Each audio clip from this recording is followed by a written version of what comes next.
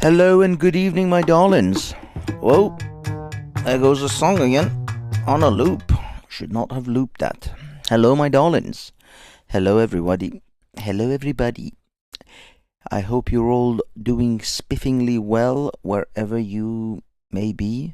I don't know where you are, or whether you are even here or not. I was bored out of my skull. There is so little content on YouTube today, and there's just so little people.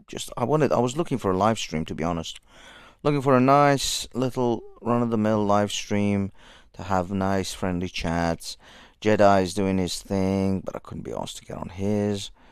And there was no one else. I mean, I don't even see Real running his business, his stream. So I just wanted to talk, and there was no one to talk to me. And I didn't want to call anyone. Yeah. Okay. Let me. Sorry, I'm getting distracted here. I got things. I got messages. But either way, let me think about it. Oh, wait a minute. Just noticed Wasp went live. Maybe should have gone there. I don't know. I just decided to do this because, well, yeah, boredom, tremendous levels of boredom. Now, the first thing I want to talk about, or the first thing I want to actually highlight, I guess, I don't know, whatever, was the state of, I don't know, can I call it British broadcasting at this stage, or just TV, like talking heads, opinion pieces in Britain. They're just I was just watching Talk TV, which used to be Talk Radio. Now they're calling it Talk TV because I guess they're putting some serious production value behind the YouTube channel and broadcasting it that way. I'll be honest, they haven't improved. I mean, Christ, I just noticed. Well, no, I think this is when the show ended. They're down to 17 people. But then that's because the show was just one of their shows that's just ended that was running, and that's the thing. That's exactly the thing. I'm watching this thing, thinking to myself, it's running, and who are these horrific people? Why are there so many horrifically ugly people on this show? Oh Christ! We've got Rodney K and Oneness, and the hair is running. Yeah, I don't know. I haven't followed Rodney in a long time, so I don't know what's going on with his antics. But big up anyone in the chat. 100-1 for Banksy. So yeah, Oneness. You were the main title of Soko Films K. K, Ginger K or Redheaded K from Speaker's Corner. She said responding to Oneness. You were the main title header. What did you do to earn that privilege? But anyway, here we are. Rodney, you were following us on Friday with the Manny Cinder, with the Speaker's Corner online antics with Manny and me and Raj and Jupiter and Hector, which was a good night, to be honest. Manny made me drink too much of that crappy prosecco, and to be honest with you, I think I'm still recovering from it. The headache of that cheap shit is horrific. I'll be honest, that pub was chavvy as hell, but it gave us some really great content for which will be revealed on Wednesday. What we are calling Toilet Gate. There was some antics that happened, which we will lay it all out with the video secret recording that Raj actually made when we were at this pub. This was Friday, Oneness. This was last Friday. We were in London at an art gallery for Raj. I did a stream from the art gallery itself. My Friday stream, I did it there. Speakers Corner Online. Just go to Speakers Corner Online. It's exclusive on the Speakers Corner Online YouTube channel, and I think I'll have to cut it up and maybe put clips of it exclusive, or I don't know, just clip it up and put it on Speakers Corner Online website itself. But for now, it's on YouTube. And then afterwards, we went to a local pub from where the art gallery was, and then shenanigans and antics occurred, and then we actually Raj. Well, it was kind of Raj's idea, but he kind of made me start a live stream sitting at a pub table outside. And that's what we did. We did a whole live stream from there. Bit of a shit show. Microphone. I didn't realize the volume control of the microphone was so sensitive and high because I tested it on my local system and it wasn't that bad.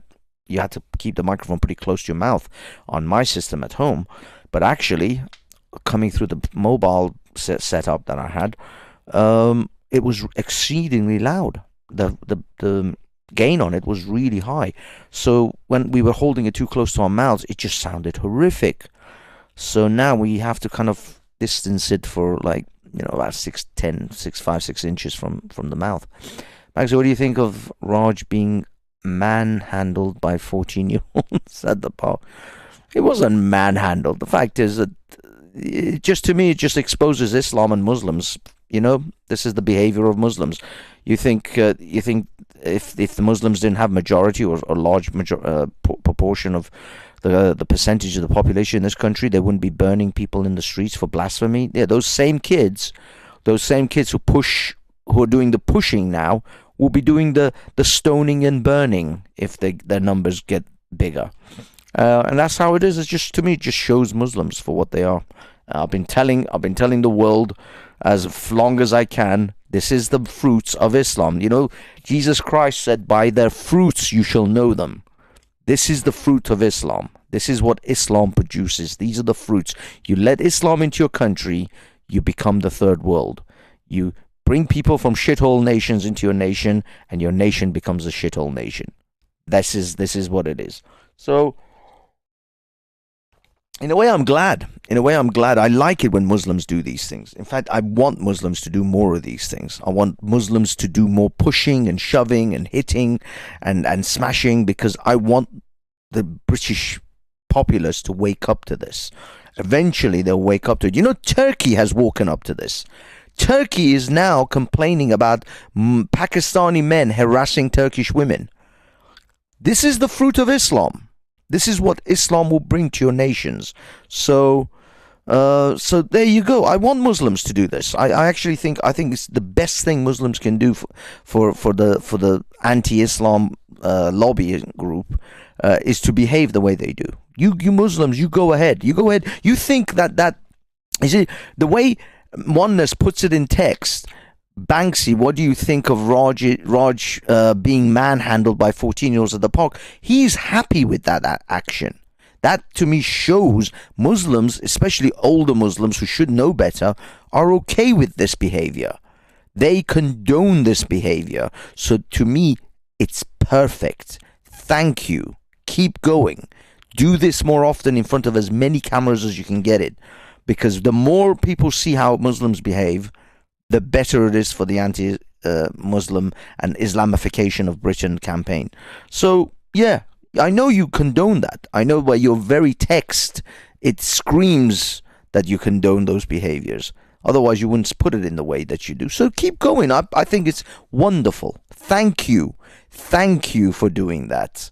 Thank the Muslims at the park for behaving that way with the jihadis and their masks and their Palestinian flags. I think every one of those is gold. It's video gold for non-Muslims who want to wake up the liberal lefty dipshits, the progressives. If you want to wake up the sleeping British populace, which are at the moment, for now, thank goodness, are in the majority, and if they wish to remain that way, they need to wake up now.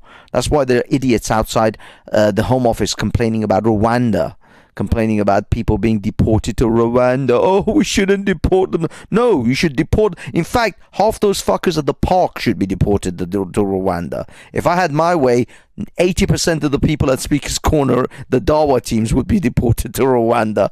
They'd be giving Dawah in Rwanda. I mean, Ali Dawah and Mohammed Hijab seemed to love it when they were in Ghana last time. When they giving Dawah to the Ghanaians and the Nigerians, why don't they just give some Dawah to Rwandans? What's wrong with Rwanda? Why, are you racist? What? You don't like Rwandans? Rwandans are wonderful people. Rwanda's a wonderful country. It's a peaceful nation, and I think that Muslims will be very happy there. Go to Rwanda. So yeah, Hotel Rwanda. Let's get a Hotel Rwanda going. But anyway, I didn't want to get there. I didn't want to go there. I actually didn't want to start on the Islam foot.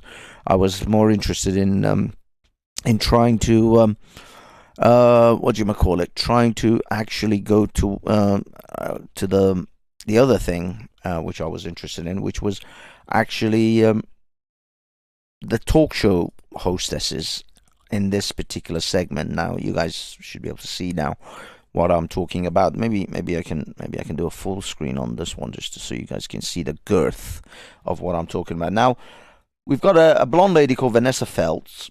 I know her. She's old school. She's probably in her 60s now. And she is, she's always been a girthy, chunky woman. And, I always considered her to be the fattest thing on British TV until now that we have, I don't know, Shaniqua on the other side. I don't know what her name is, I'll be honest, the other lady. Holy shit. That chair has the strength of Hercules. That chair has been endowed with some mystic metallurgy elements by the fucking hand of Zeus himself in order to be able to support that woman's ass on that chair. I mean, whatever happened to seeing pretty people on TV? What is wrong with seeing attractive people on TV? I mean, this is the state of British hosts in Britain. Okay, let me just make this full screen so you guys can get a good view. This is British hosts on British TV versus American hostesses. Now I'm gonna show you some. I mean, admittedly, this is Fox News, so they're certainly at the upper end of the attractiveness of the women of their hosts. These are the American hosts. What is wrong with this? Why can't we have this? Why can't we have this? This is an entire video on YouTube about the hottest Fox News anchors. These people, why can't we do this? Why do Americans get that and we get this? Why is that? Are you worried about being sent to Rwanda? No, I'm not worried about being sent to Rwanda, but I'll tell you what, some Muslims out there should be worried about becoming Shamima Bingham. So yeah, I'm just wondering when else would get it, Banksy. Would you do Vanessa Feltz? Would anyone actually, try to woo the African Caribbean sister over there, that Nubian queen? I think some of you might enter that ass, but you may not leave. That's like a black hole, and I mean that in more than one way. The gravitational pull of that ass, not even light can escape it. Oh shit! This is not gonna end well. This is gonna go down badly for all of us, for mostly me because I'm the one saying it. But yeah, I mean there is a. That's a big bitch.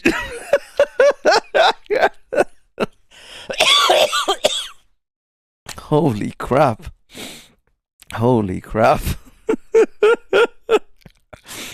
Only aspects he saved them.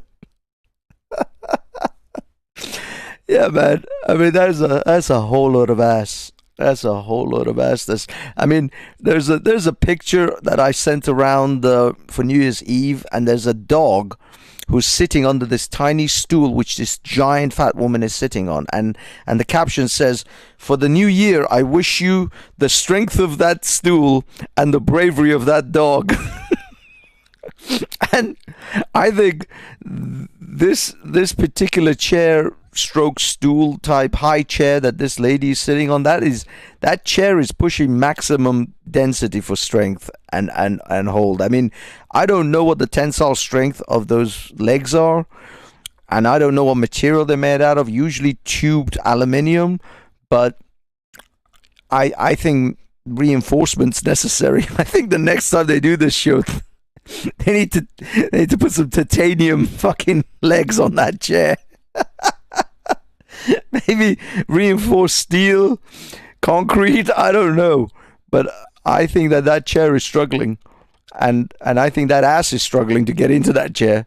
There's a whole lot of sort of strength training going on with that chair right now. Chair lives matter, people. Chair lives matter.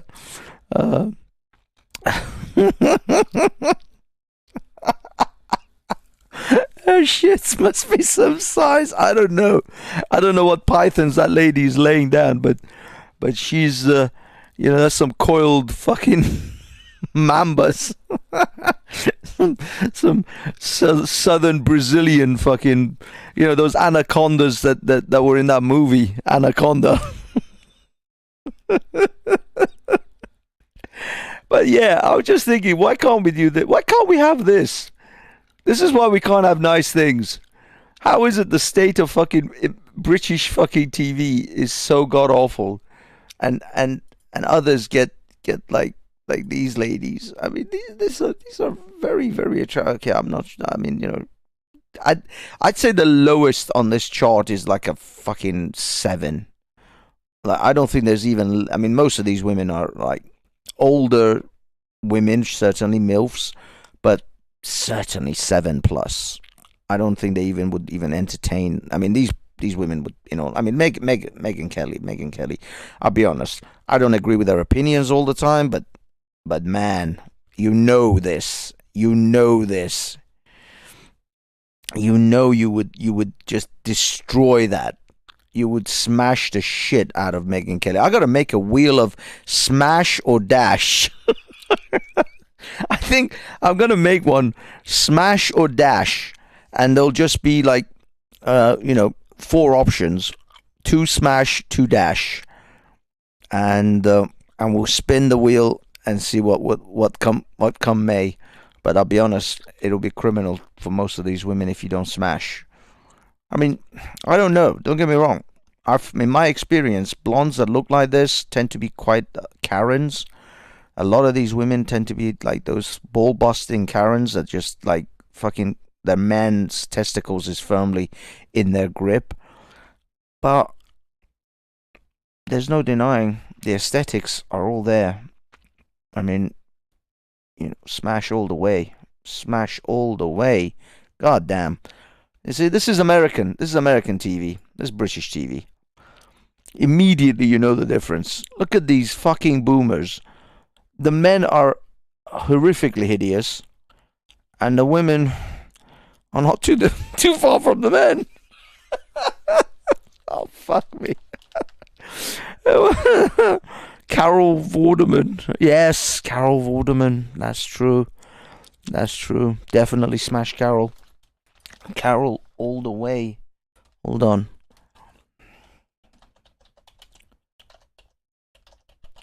I mean, even damn Carol. God damn Carol Vorderman. Look at those cheekbones. And she's smart as mofo as well. She's a fucking mathematician. She's smart as anything. But god damn, you would do nasty things to that. I would do deplorable things. So many deplorable things to Carol Vorderman. It would be ungodly. That Satan himself would be ashamed. Satan himself would bow his head in shame of the debaucherous acts that I could commit upon her. God damn, this the thing is, she still looks good even now. She's not actually too far off this, even now. I mean, obviously, these were her younger days, but she's probably in her 40s and 50s at this stage. And she's hot as hell. And she's in her 60s now, and she's an attractive woman. She's a very attractive woman. There's no denying that. There's no getting, she's, I mean, this is a fucking Top Gun. God damn, this is a Top Gun thing. Oh my god, I would love to I would love to park my jet in her hangar. Let's put it that way. Surprisingly, she's single. What a waste of meat. Oh, thank you for that. What a waste of meat. Thank you for reducing this highly educated mathematician lady to just a waste of meat. Hey, Shavitz, big up everyone in the chat. But yeah, I mean, Walter, why attacking this woman? You think only men watch the news who have a fetish for young women? No, Walter, it's not about fetish. It's just aesthetics. I'm just saying, this is Fox News. These are the women of Fox News. Okay, this is what we come to expect from Fox News hosts. We're talking this. We're talking this. Yeah, where's it? This, and then this is British fucking intellectual discussions around the round table. Come on, Walter, work with me, man. Can't honestly tell me that you wouldn't rather watch Fox News. I mean, literally Fox. Look at these Fox News over this fucking bag of fucking mess. It looks like a bag of hammers. It looks like someone, took a took a bunch of oddly shaped bricks and stuck them in a sack. I mean, work with me, Walter. Work with me, man. Don't ejaculate on the screen. We don't want to see only white stuff covering the entire. Yeah, this is not actually seeing my screen. You're seeing a digital version of my screen, MC. So we're safe on that score. That forehead is a sniper stream. I mean, dude, there's just so much. Look at this fat, fucking disheveled. And by the way, they got this Graham, whatever his name is, Graham, whatever, on radio. He was on talk radio. They got him, like, they cleaned him up. He used to literally come in tracksuits when it was just radio, because this man took a role on radio because he has a voice for radio. He has a face for radio, sorry. He's not a face that's supposed to be on TV. Now the internet is fucking all that up. They've had to clean him up. He's wearing a suit and tie all the time. You guys used to remember this guy? He used to be like horrifically disheveled. He barely showered. I doubt he showers much now. He just has a makeup artist comb his hair and he wears a suit. But he's been told to wear all this crap because they're now on TV. And none of these people. Would you actually smash anyone on this, men or women? Who would you smash on this panel? Honestly, tell me. Come on. Lay it down on me. Who would you smash on this panel right now? This panel conversation. Let me go back a little bit. Oh, fudge me. Would you? Who on this? Who in your? If the world was filled with piss, and she was the only woman left alive and lived in a tree, would you do it to save humanity, or would humanity go extinct? I tell you which way my answer would be. Let's hope the next owners of planet Earth do a better job. That's my fucking answer. None of you in your fucking right mind would smash anyone off this panel. This panel is a panel comprised of just horrific people. There's nothing here worth salvaging. These are like 60-something, 50-somethings. These are just fucking boomers. I think actually that black lady is the youngest one anyway. But nevertheless, Jeremy Kyle, I'd rather old school. I'd rather smash Jeremy Kyle.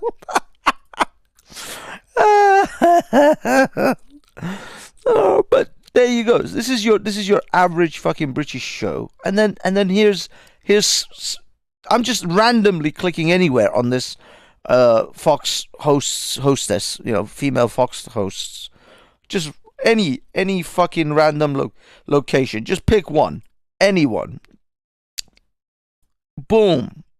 Even the geeks next to them look good, and that's Donald Trump's son anyway. But look at this. Every one of them Yes, yes, please. Yes, I'd have more. Yes, ma'am. Yes, I would smash. I would bash. I would trash. Yes, I would. I would destroy. I would smash the back ends in. I would smash the back doors in. I would demolish the vagine on every one of these women. I can't even go through a series of images and just find one that I'm like, yeah, maybe not. Oh, sorry, that's Carol. Yeah, yeah. Look at this. Look at this. Okay, this footage is a bit. Would you? Would you not? Of course you would. You're a man. You have blood running through your veins. You're not a fucking AI. Of course you would. Yes, you would. Yes, definitely would. Most certainly would. Yes, please. Thank you, ma'am. Yes, yes, I'll have a second helpings, please. Can I have some more, sir? Yes, yes, you can. And I would. Absolutely. So don't bullshit me. Don't come at me with this bullshit that you wouldn't. Of course you would. You would destroy every one of these ladies. They would have tougher time. Actually, no, this is actually actresses. These are actually that's Nicole Kidman. I don't think that's a real Fox News footage. That's something else. Yeah, that is Nicole Kidman, right? Yeah. These are actresses. So that doesn't count. That doesn't count. Look at this. Look at this. This is one of my favorite shows. I'll be honest with you. This one, holy shit. These are like atomic blondes. They're just like power women, just sitting there with these power suits, high heels, and stockings, and just groomed impeccably. I mean, you know that these women, every out of shape hair on their body has been plucked away. There is not one single strand of hair anywhere on these women's body that is out of place.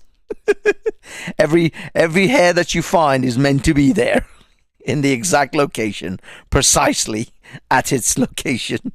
Nothing is out of place with this. Anyway, I'll be honest. Who needs Pornhub? Let's face it. You don't need Pornhub. He's got this. Just go with this, man. Okay, guys, I'm gonna throw out the link here. See if anyone wants to chat. I haven't done that yet. Let's throw in the linkage.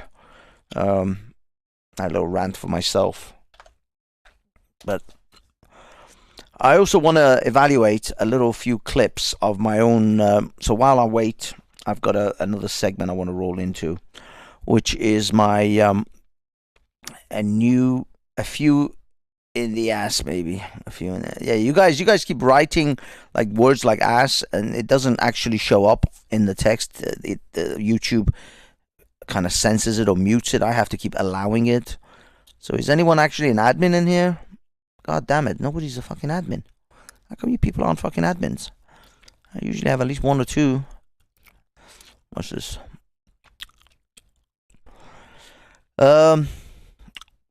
Yeah. Sorry, someone said Fox News. It's in the name. Yeah, man. Yeah.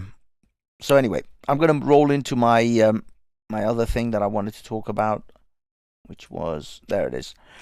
Now this is a conversation I had with the Dawah team. I think it's EF Dawah. I don't know. It's one of the Dawah bunch. I'll be honest. These people all blend into one just pile of incoherent shit after a while. So I can't say for sure I know exactly which one, but this is my own recording anyway. So I'm actually reviewing my own footage, which I've been wanting to review for ages. But I'll give you a little background to this conversation for those of you who may or may not have seen this footage, or you saw it. It was 2-3 weeks ago. You mostly forgot what the hell was going on. The conversation was, is there a way? This was my initial question that I went into this conversation with, was, are there actual steps in the Quran or the Hadiths that determine how you can evaluate a person's mental readiness for marriage? Now, I didn't even specify age. I don't even care about age, because Muslims repeatedly sort of say this mantra that a woman cannot get married. I would presume it applies to men as well, but a woman cannot get married unless she's physically, mentally, and spiritually ready for marriage. This is the mantra that you will hear from Dawah Gandhists and Islamists 24/7 in order to circumvent or somehow justify Aisha's marriage to Mohammed. Now, I was listening to a conversation from Bob having a debate with another Muslim in regards to Aisha's marriage.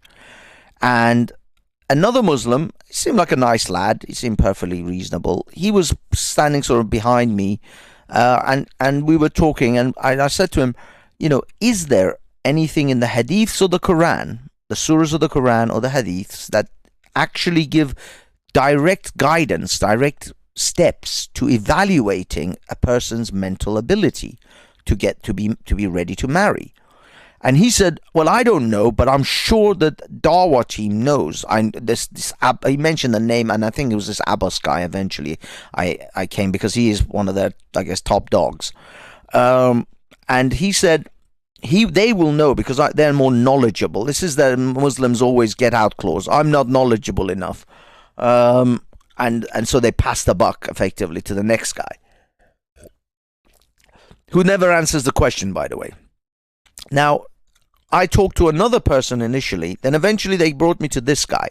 He is Abbas from the Dawah team. He's on Hamza's Den, and he's one of the in group. He's one of the supposed intellectuals.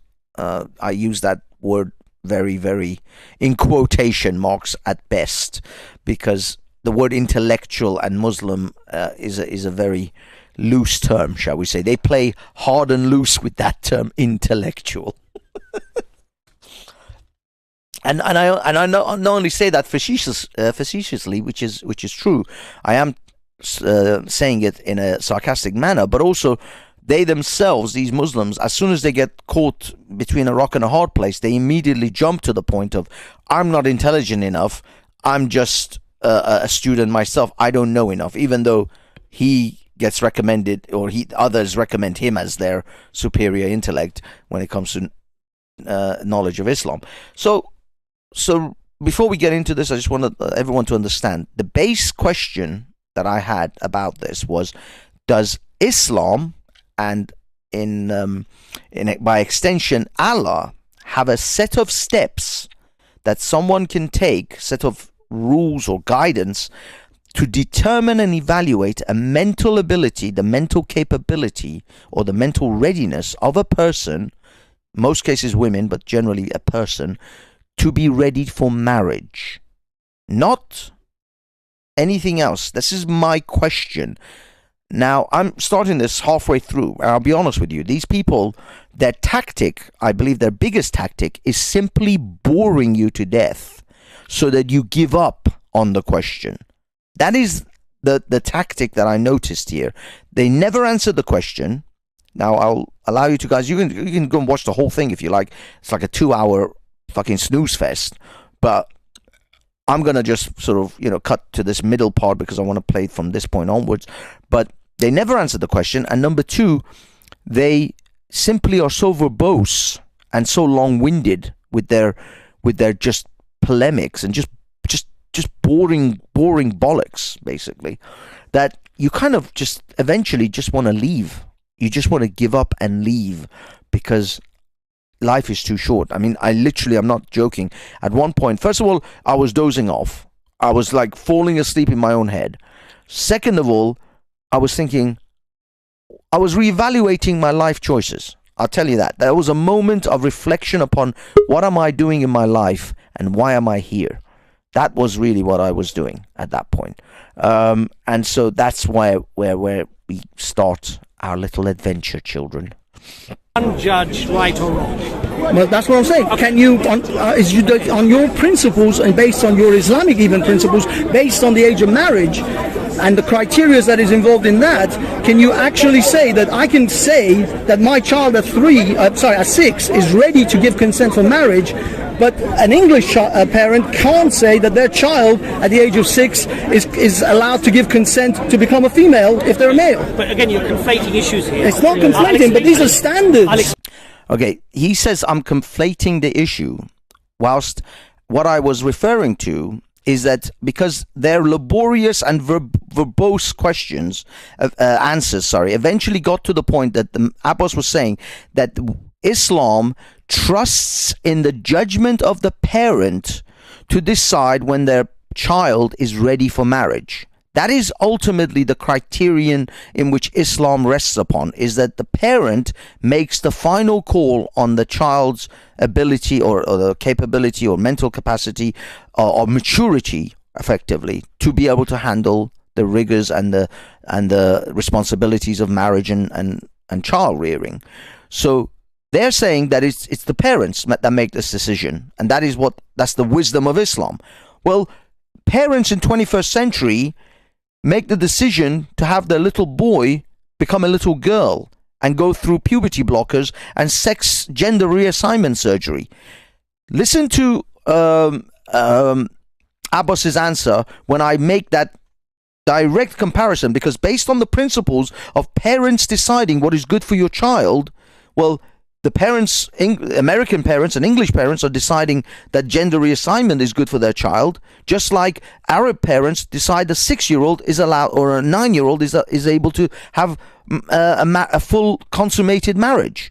So if that is the case, if that is the principles in which you operate on, that the parent has the final say, then on that principle, Muslims can't honestly say that English or American parents or European parents who have their children go through gender reassignment surgery are wrong.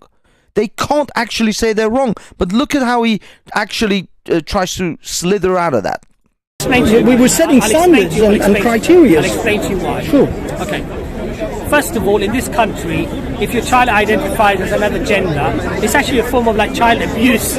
But others would say having your child marry a 50-year-old man is also child abuse. It's actually direct child abuse. See, if you ask a question, is it? If you ask a question, at least hear the answer. Well, he just said that a parent's having their child go through child reassignment surgery he would consider a child abuse, and yet he would not consider a 50-year-old man marrying a 9-year-old or a 6-year-old and consummating the marriage at 9 to be child abuse, which by all modern standards of law, nearly everywhere in the world, is considered actual child abuse.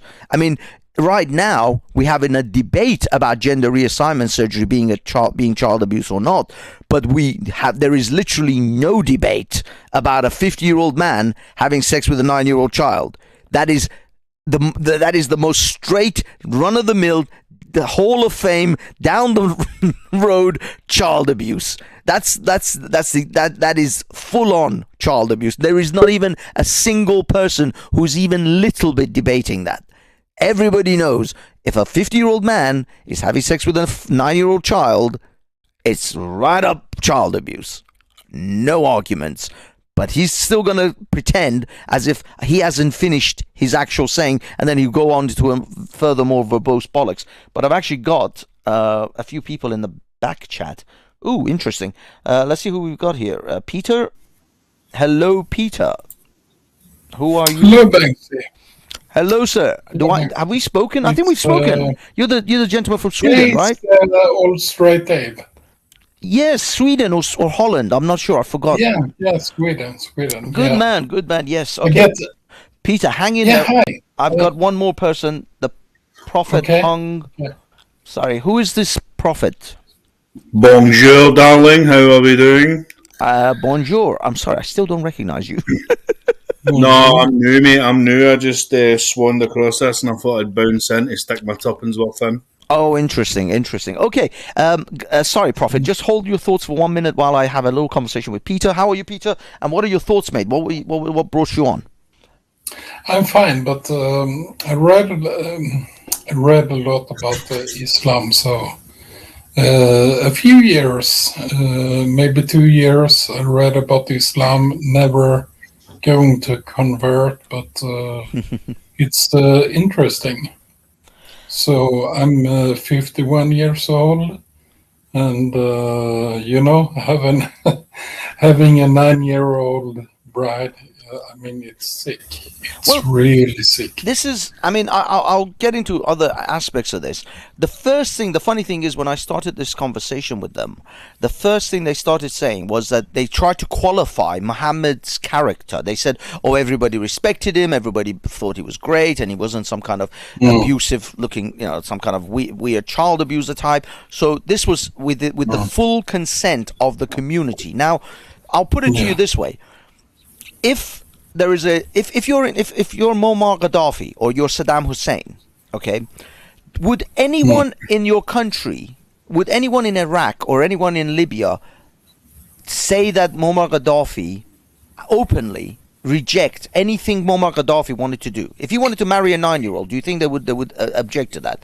If he wanted to, I mean, Muammar Gaddafi was famous. All of his bodyguards were virgin women. Who he would hire. Yeah, they were virgin. He would bring in young girls as virgins. He himself would deflower them and take away their virginity, and then they would be trained as his bodyguards, because he was under the belief that a woman would pair bond and emotionally and would connect psychologically exactly with the first person they have sex with far more than any other person. And so he would make sure that these women were virgins. He would then have sex with them, and then he would have them trained as his personal bodyguards to ensure their commitment and loyalty to him. This was the kind of psychology of what he was doing. No one objected to Gaddafi not doing this. No one, no parent came forward and said, "No, I don't want you to take my virgin daughter as one of your security guards." You think anyone in Libya would complain about that? Of course they wouldn't. They would get killed immediately. They'd be executed. So, for these Muslims to come and say to me that Muhammad, but all these idiot Muslims in the park and everybody else, they say that 9 years old they're right for sex. Exactly, I mean, they say 9-year-olds can be fully developed as but as mentally, they also say mentally ready. Well, how can a 9-year-old be mentally ready for sex? Well, that was my central question. Was exactly that. Like how 20 years old maybe. Well, but the 9-year-old. The thing is, mentally ready. Yeah. My question was very specific. My question wasn't even about how whether a 9-year-old is ready or not. My question was, how does Islam evaluate the psychology? Is there steps in the surahs or the hadiths to evaluate the psychological state of a person to then say that this person is, yes, ready for marriage? Because I would have imagined, if this was truly a religion given from the creator of the universe, we're not talking about some fucking Bezed Bedouin in the middle of the Sahara Desert. I'm talking about the creator of the universe, who you would think would know such questions and answers to such questions, which is the God of the universe would then send actual steps, actual guide to tell Muslims, these are the things you have to do, these are the questions you have to, the interview questions you would have to ask a young person to evaluate whether they're mentally capable of handling marriage. And then through this evaluation, these steps that you take, you will then say yes or no, depending on how they do on these tests. Effectively, there is no tests. The answer to from these Muslims, after literally almost 2 hours, no one is mentally ready. Well, no, but this is the thing. The answer that these Muslims gave me after almost 2 hours of talking to them, which was so boring, it was unbelievable, was we let the parents decide. Yeah, this was in the park. I'm not joking. I was there for at least an hour and a half, 2 hours in the park, just standing, listening to these boring men just throw out verbal diarrhea. And none of them answered the question. The answer to the question, eventually, from them was, we let the parents make the judgment. because the parents love their children the most, so the parents know what's best for them. I'm like, okay, so these are, first of all, parents are not good judges of many things, because right now, and this is why I brought up the question, right now we have parents who go to doctors and say, yes, my child, my little boy at the age of 9 and 6 and 8 should be put on puberty blockers to become a girl by the time they're like 12 and 13. I'm not sure these parents are particularly, I would not trust these parents as good judge of characters, or good judge, or particularly responsible to look after these children, because that to me is child abuse. But that's my opinion, and Muslims, by the way, share that opinion. But when it comes to Muslims having their daughter marry a 50-year-old man at the age of 9 or age of 6, then that parent is a responsible parent. That parent knows exactly what he's doing. But if it comes to your parent telling you that you can transition into becoming a little boy or a little girl, those parents are wrong. They're child abusers. But but your child at the age of 9 can go and have sex with a 50-year-old man, and that's perfectly fine. Hello, MC. How are you, my good sir? I'm sorry. Give me 1 minute. Let me go to Prophet of huge flags. Is it flaps? Okay. Hello, Prophet. Now, please tell us your story and what's on your mind. Sorry, I did take up quite a bit of time. Aye, Banksy, you need to have a sit down and a breath, my man. You can talk for fucking Britain. I know. I'm sorry. I'll go off on one. Aye, no, listen, mate, this is a lot more simplistic than people seem to be making this out, mate, because there is a guide, and it's called the law, right? So, see all this made-up book fucking praying mad shit, man. All that stuff gets binned, and we go by the law, and we say, you're a nonce. If you want to marry half people, this is Britain. If you don't like it, get to fuck. Or we're going to fling you into jail and we'll throw sugar over you because you're a bacon. So it's not even up for discussion, mate. Do you know what I mean? See, if you want to talk about 9, 10-year-olds, straight away, you're a bacon, you get stabbed up, end of, mate. Do you know what I mean? It's so much more simple. There isn't a discussion, man. There's no discussion here. It's just stop reading this stupid book. Stop fucking thinking that it's all made up. It's all crap, man. I know. But the thing is, Prophet, unfortunately, you got to realize we're dealing with a populace of around at least 1 billion human beings on this planet who believe this to be absolutely the word of God. They don't just believe it. It's an inspired word, or it's just some hearsay. No, they believe God of the universe, the creator of everything, came down and had a little. Well, he didn't come down. He told his angel Gabriel to send this message to a desert Bedouin that this is the way life should be. This is so. Whether we like to believe that this is all bollocks or not is kind of irrelevant to the fact that 1 billion human beings on this planet, at least, have laws in their countries based on this crap. And so we have to challenge this, because every week there's a horde of these people at Speaker's Corner converting Englishmen and Englishwomen into this bollocks. So, but they can't do anything, because at the end of the day, let's just say for a minute, right, they do what they do in their own crazy mad countries, right, where they blow each other up, right? If that's what they're doing over there, that's what they're doing over there. We can't really affect that, even though we should just go in and lock them all up. And we could take over Iceland, right? Iceland's shit. We can just fuck everyone in Iceland, build a massive jail, and put everyone in there that believes that. 1 billion people in a big, massive jail in Iceland, end of. Yeah, but as much as... You know what I mean? But do you know, I have a friend in Morocco, and she was very afraid, because if I'm going to Europe, they are going to... they're going to take my hijab and stamp on it, and they are going to, I mean, a lot of different things for women. And I tried to tell her that it's not true, but I think it's spread by the mosques and the media and so on. Okay, thank you so much, Peter. Let me bring in MC, and also there's another gentleman who wants to probably get in on this. He's going to come on the panel in a second. MC, you go ahead and give us your thoughts on this topic, and I'll bring in the next guest afterwards. I mean, I have to give it to them. They really came up with a brilliant strategy to either way convert the infidel or kill. I mean, I would kill myself from boredom, for sure. Like, for real. I mean, I was 30 minutes into that thing, and I can't no more. I know. I wanted to cut my own throat. Imagine having to stand there in front of these people in real life. At least on if I'm watching it at home, I can turn the fucking thing off. I can change channel.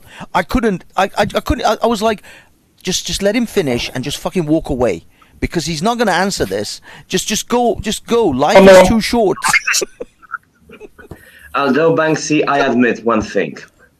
I would convert to Islam only by one thing. If I would be so sexually starved and deprived when they promise me the best of their brown pussy that they have.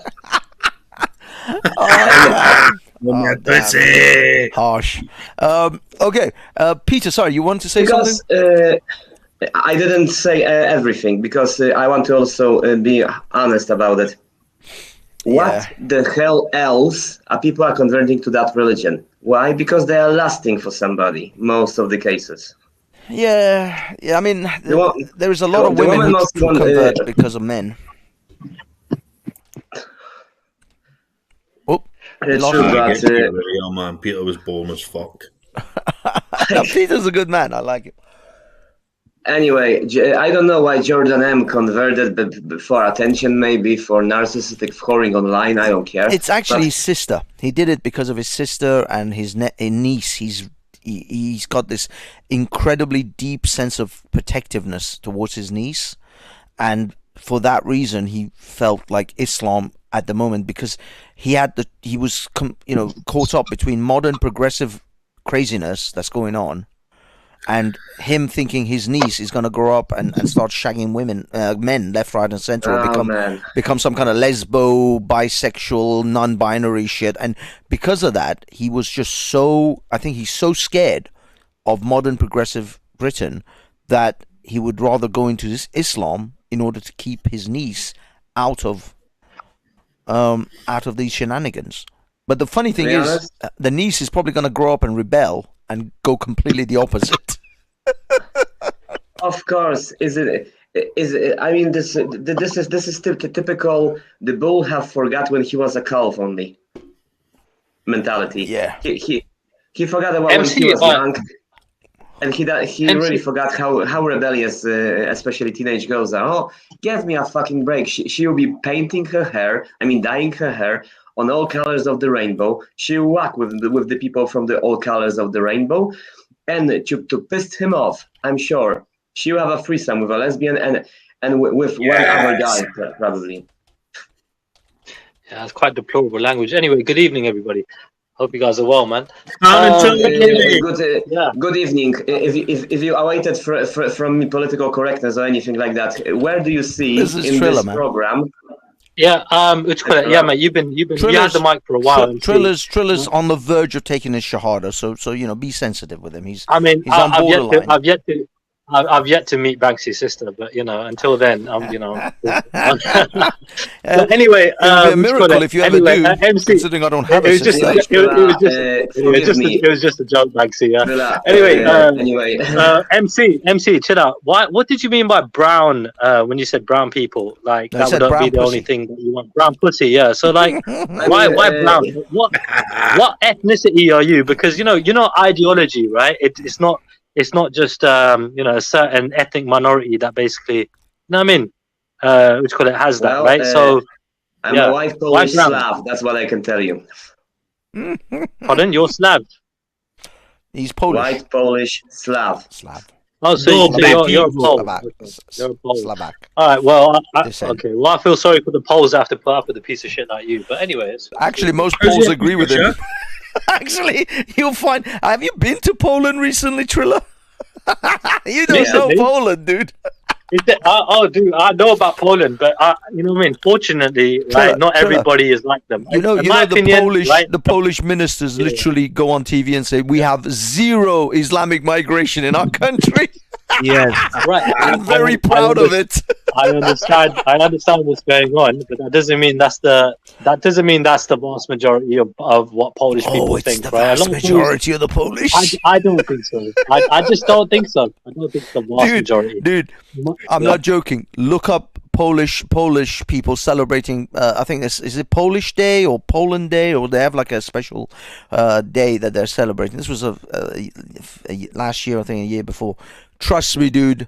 You have no idea what's going on. Poland, Hungary, they are not fucking in favor of this progressive bullshit. Dude. I see a lot of shit going on in France, right? And again, France is fucking deplorable. You know what I mean? The fact that they just take away your freedoms. You know what I mean? Just generally speaking. Again, you see how those Muslims fucking rights to shove Islam down people's throats. Let's get it, Banksy. Let's get it right. They're taking away people's freedoms, right? Not just Muslims, everybody's, right? So when it comes down to it, you know what I mean? That's basically something that I'm sure you're against when it comes to the governments, right? Well, you know trying to clamp down on our freedom. Yeah, but the thing is, of expression. Yeah, but my take on that is that the reason they have to do that in France is because they want to reduce the Muslims' influences and their shenanigans in France, and so in order to reduce that, like headscarves and burqas and niqabs and all that shit, they have to put a rule. And unfortunately, because they're caught in this liberal fairness to everyone kind of situation, they have to make that rule for everyone. Whilst really all they want is the Muslims and the Islamists to be, to be taken down a peg or two. So for me, what they should do in order to circumvent and in order to not punish all French people by bringing in laws which are restrictive, is to simply reclassify Islam as a political ideology, no longer give it religious status. Then they can make specific rules that would only apply to the Muslims and the Islamists, and they don't have to punish all French people and take away French freedoms from the rest of the French population because of the Islamists. They can do that, and it would solve their problem in a week. It doesn't solve anything. Look, if anything, it just conflates the problem, right? Because what happens is, right, that there are other religions out there, right, and other people that want to basically, do what they want to do, whether it be wearing a headscarf, whether it be wearing a turban, right, so on and so forth, right? People have the right to do it. But so the thing is, right, the biggest problem is, it's not going to stop at Islam, right? And why should it? Do you know what I mean? If they carry on taking away our liberty and our freedom, right, to express ourselves. I mean, what did my dad do wrong, right? And what did your parents, your great grandma, everything, like, what did they do wrong? Do you know what I mean? Like, and taking away people's identity, you know what I mean? It's just totally wrong, right? So it's a fucking problem, and especially to kids and everything else, because you know what I mean? Like, it starts at home in terms of teaching our children values and things like that. But hear me out, because when it comes down to teaching our kids, for example, they started banning it in schools and things like that, right? You know what I mean? A while back. So that's a massive problem as well, because again, it won't just stop with the hijab, and even if it did, that's still freaking really bad. Do you know what I mean? People should have the right to wear a hijab. No, I don't think they should. Ban that shit, mate. Security, fucking hell, man. No, just like many places. Well, first of all, yeah, Prophet is right about security issues. The fact that women in burqas can go through airports and other secure locations, banks. I can't walk into a bank with a motorcycle helmet on, whilst a woman with a full burqa can walk into a fucking bank. Dude, we were all wearing face masks for years, yeah? No. That was just in the last... That was an exceptional situation for only a couple of years. That is not a permanent state. That is not a permanent state of affairs. It's debunked the argument. It's taken away the whole argument about face coverings. No, it hasn't at all. Yeah, it has. No, it hasn't at all. There is certain exceptional scenarios for health reasons which you can give for a small window of time that you can make exceptions in your country. If your country's laws are that rigid that you can't make exceptions like that, you're ridiculous. You're not living in the real world. But you don't make it a law for all time in your country where women in burqas can just walk around wherever the hell they want without being challenged, especially for security reasons, especially because we know the people of that religion are the ones who commit the most amount of terrorism in your country. Hold on.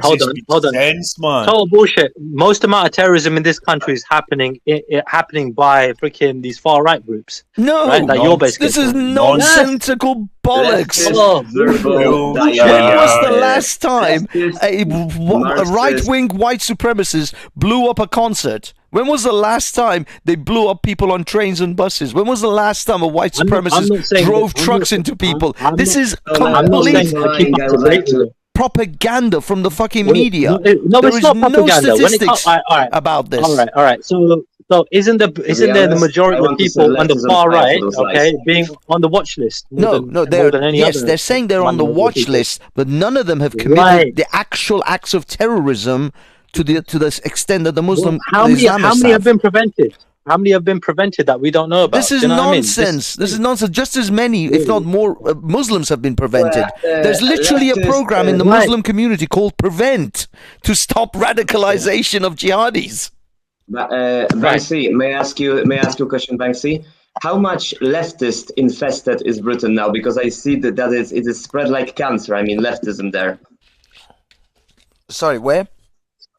I mean, in Britain, how much left-tarded Britain have become that your quote about this religion committing the most amount of terrorist acts have given this reaction? Well, no, the thing is, Triller, as I said, Triller is borderline Muslim. He's like one or two jihad, Muslimas away from. If they offer him the right Muslima, he'll be taking his shahada like instantly. So Triller is an exceptional case of retard. But as far as other leftists in the country are concerned, yes, there are still plenty of retarded leftists who are right now protesting the Home Office in regard to these Rwandan policy that Britain has brought in. Don't get it twisted, mate. I'm sure if you met a Muslim woman, that was hot, and you freaking liked her, and she wanted you to convert, you would do it in a fucking heartbeat. Dude, mate. Triller, I'll tell you this. I'm not even remotely joking with you, because you know that I come from a Muslim family and a Muslim background. I have literally fucked Islam out of women. I have fucked Islam out of them. That's how much I have fucked. Dude, I swear. I know you don't. I know you will never believe this in a million years. I had a girlfriend that was a Muslima who was on fucking Muslim channel TVs in Britain, and I fucked her into drinking vodka. That's how good I fucked her. And this woman was wearing a hijab on Muslim channels on Muslim TV in Britain. They've got their own Muslim channels on Sky. You know that, right? We can all dream. We can all dream, Banksy. Give me a secret, Banksy. I know you'll never believe this, and I don't expect you to ever believe it, but I will swear to you on my mother's life, this happened. This took place. No one will ever believe me, and this when I was doing it, I couldn't believe that I was doing it. That this girl who's on Muslim TV, who has her mother, when I met her mother, the first question she asked me was, which mosque do you attend? That was the first question her mother asked me, is which mosque do you attend, whilst I was getting her fucking daughter vodka shots. This is how you have no fucking clue. It was blowing my mind, let alone you. I don't even expect you to believe it, because I barely believe it. But it goes against the tenets to drink. So what would make you hold on, but what made you want to encourage that woman to drink? It wasn't was it you that encouraged her? Did she encourage you? The fact is that we met. We started dating. The tenets, right? I immediately look. She told me she was Muslim, and I told her she was Pakistani Muslim, and I told her I'm Iranian. I'm not really Muslim. I'm an atheist. I'll be honest. I was absolutely 100%. I thought she would never. This was on the phone before we ever met, and I thought there's no way this girl's going to meet with me. I am so far away from her religious and ideology that this girl's not going to come and meet up with an atheist fucking Iranian. She still met with me. We still went out for drinks. Then we started making out. Then we got involved. And then I went out to one of my friend's parties, birthday party, and I took her with me. And we all drink. And I said, it's up to you. I mean, I'm not forcing you to drink. I don't care if you drink or not. It makes no difference to me. But here's a bunch of shots. We're all doing shots. If you want to do a shot, do a shot. If you don't want to do a shot, don't do a shot. There was no manipulation. I actually genuinely didn't want to, because I actually felt a little bit guilty.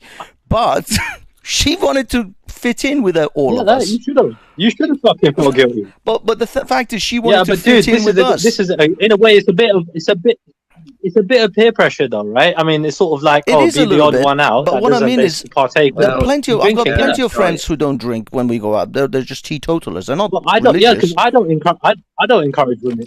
When I go out with a woman, I don't encourage them to drink. If they want to have a drink, that's up to them. Exactly. But I don't encourage it. Do you know what I mean? But what I mean is, I might have a drink. It was my friend's birthday party. We were drinking, and she. I don't know whether that was her first time. I think she's a bit of a naughty girl behind the scenes. But the thing is, her family are absolutely were. I mean, this was quite a few years ago. This was good 8 years ago now. But her family are big in the Muslim community. They're not like nobodies. They're property owners. They own multiple properties and stuff. And she was, as I said, I saw her on a fucking Muslim TV channel on Sky. I'm like, oh my fucking God. If Allah is real, I am so going to hell for what I have done here. I am so fucked. So from that point onwards, the way I see it is, I'm damned for hell anyway. I might as well just fucking say fuck it and enjoy the ride.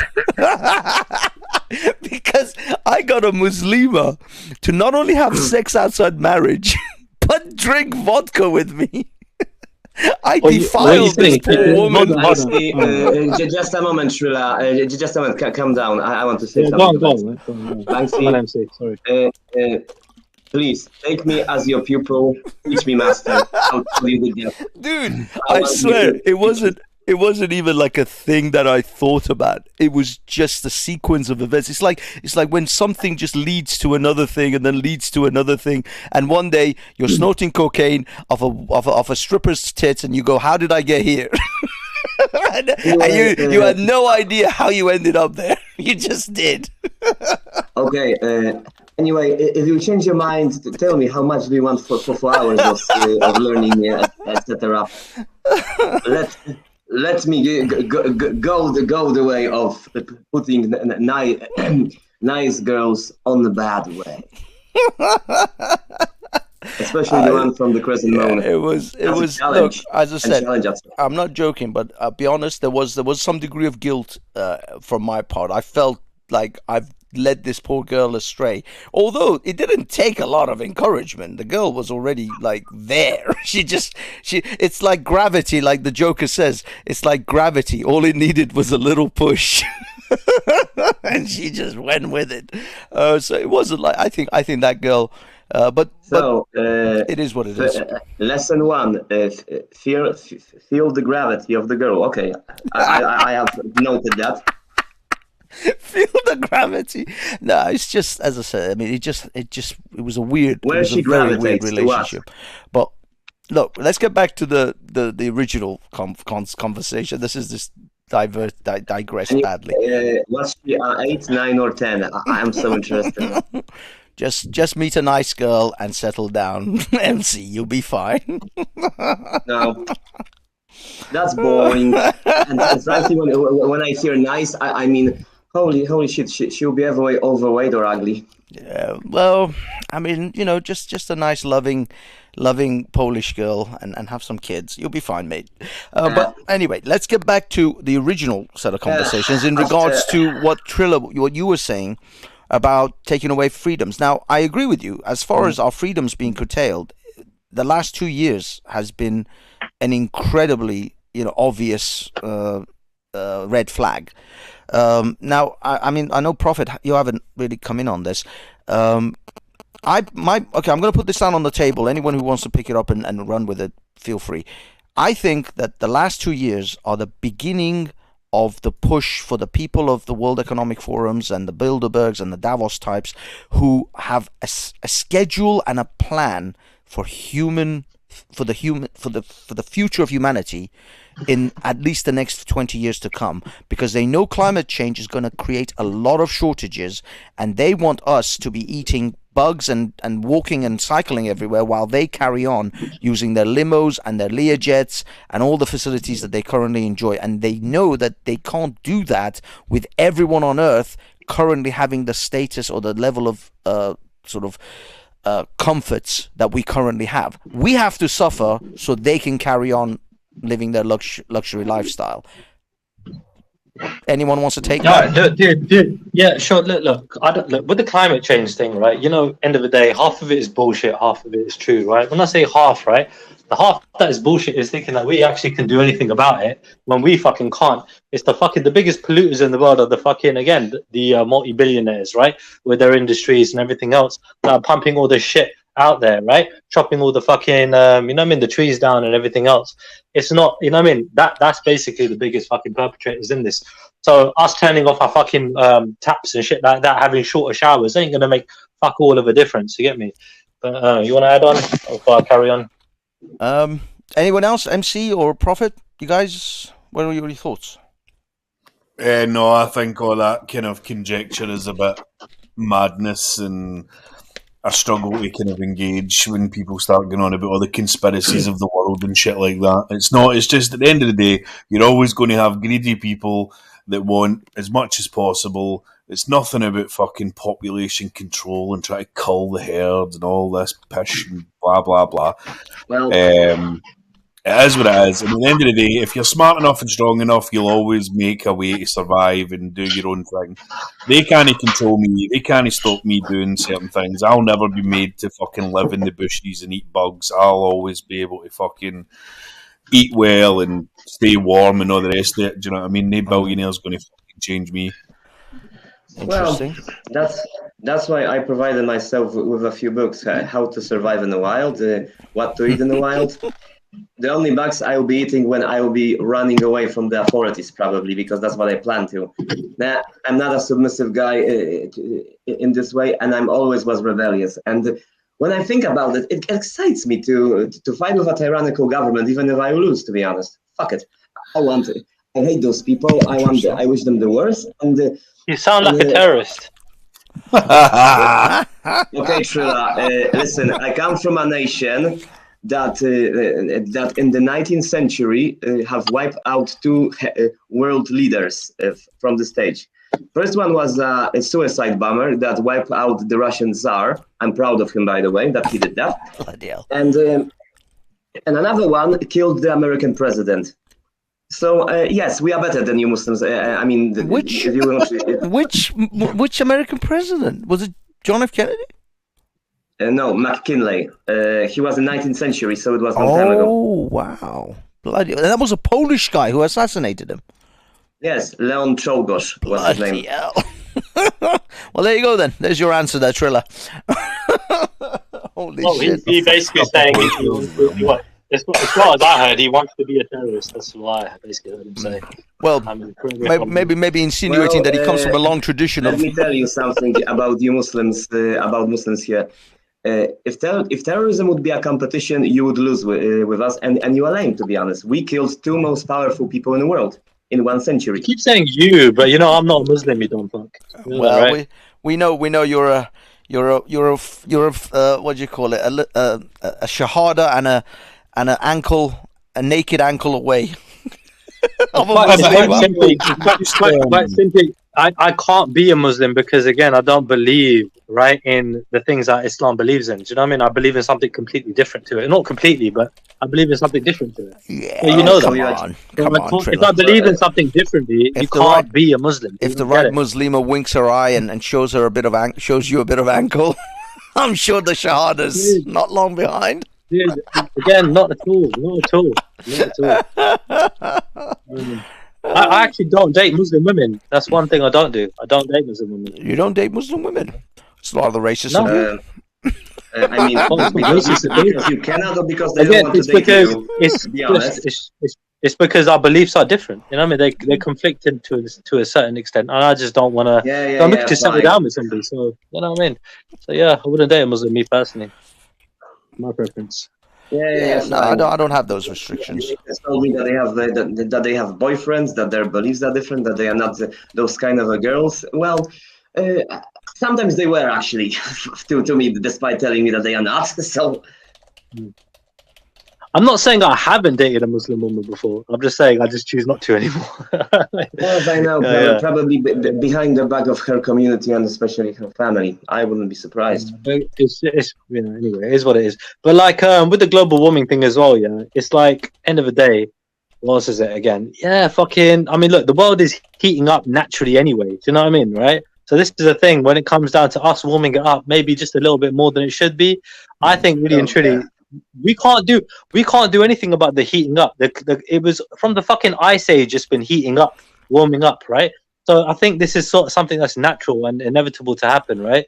So when it comes down to obviously cutting down the trees, though, that shit is fucked up because then now they're fucking up the whole ecosystem. The thing is, cutting down the trees, I actually think that is got short-term impact, but actually long-term, the planet will recover from all of that. My actual I don't know. I guess the assumption behind all of this, what I said was, the assumption behind it was that yes, the elites of the world know that they can't really change climate. They can't halt or alter the course of this current climate change that we are on course for, because the fact is that most scientists back in the 80s were saying that we were actually due for an ice age a long time ago. We've actually ended up, delaying an ice age, which we should be sort of coming up for pretty soon. So there is a very good chance. This planet has been incredibly volatile for pretty much its entire existence. And most species that have ever existed have gone extinct. We are no exception to this rule. And so this planet is going to go through a seismic shift again. Without human beings' interference or not, regardless, there will be a shift. There will be a change in this planet's climate, and it's all sorts of other natural natural machinations. But what the rich are trying to do is that they know that when this climate change and this planetary shift comes, most human beings are not going to be in a position to deal with it. Most of us are either going to die or we're going to suffer quite badly. What they want is to gear us up so that we're already, especially the Western sort of world, who's very comfortable, who's lived a very comfortable, lavish life for at least the last 100 years, for them to know that hard times are coming, start living at a much lower level than we have been, but in order to make sure that there's enough resources, enough food and fuel and all of these things for the rich to carry on living their luxurious lives. So they don't have to change their way of life, but they have to get the rest of us to change our way of lives. Yeah, there's the problem with that is when it comes down to it, the rich also have family members that also want to go out partying to holidays, beaches, and everything else. They want to, have that kind of life as well. Do you know what I mean? As much mingling with people. Do you know what I mean? So messing around with like the whole world like that. I mean, like for example, a war, which I think is something that they're kind of prepping us for, because Ukraine. I mean, look, locking us down was one way of keeping us in, right? Desensitizing us to that extent, and at the same time, Ukraine. You're talking about the virus, not with Ukraine, it's like at the same time, it's the first war in Europe for years, right? So again, another desensitizing to war. It's like because it's been prolonged as well. It's like, oh, this is normal now. Before when it kicked off, it was like, oh shit, Ukraine's at war with Russia. Now it's like, they're still at war with Russia, for real. Do you know what I mean? It's like, first of all, Ukraine was at war with Russia since 2014. It was just a silent stalemate, but the state of war have been there for years. So it just escalated and gone very hot. Exactly. It was a Cold War for a very long time. Political jostling and political games. But eventually it reached a point in which Putin, I think, got basically stuck between a rock and a hard place, where he had to either make a call in order to stop Ukraine joining NATO, or deal with the fact that Ukraine may be part of NATO and have to deal with having a country on its doorstep, on its borders, with NATO weaponry. Well, he fucked it up big time because Finland and Sweden, especially Finland, is considering joining NATO now, and it'll be even worse than Ukraine. Well, that's what I mean. Now he may have exacerbated those situations, and other countries that would normally not be part of NATO are now going to be part of NATO. Yeah, sorry, you were saying, MC. What are the repercussions of Finland and Sweden? You know, Finland have a history with Russia, exactly the USSR, about them invading them after fulfilling the Ribbentrop-Molotov Pact and carving up their part of Eastern Europe and Poland, in my country. And in 1914, they invaded Finland. Despite their victory, the Russians there, it's shown only their weakness because Stalin done his purges during those times. And Finland, till this day, holds, of course, grudges and holds this thing against Russia that they haven't get their territory back. Not only that, by the way, I have more other countries on the list.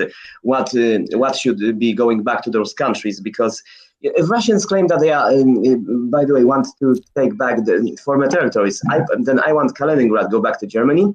I want Moscow to be a part of Poland again. We were there for 2 years. We did it. We conquered it. Okay, another thing. A little piece of Russia to Turkey. Mongolia should get the rest. China, of course, should get Siberia, and Japan, Sakhalin and Kurilian Islands. Interesting. Yes, that's if the Russians cannot shut their fucking vodka-smelling mouth about territorial conquest or about them having rights, God-given rights to those territories. I mean, why we cannot remind them of the history where those territories belonged a long time ago?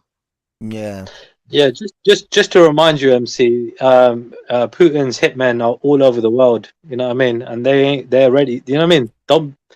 Don't think that they won't get you if they don't like you, bro. So yeah, you carry on. Not afraid of the failed cum shots of Genghis Khan. Oh my God!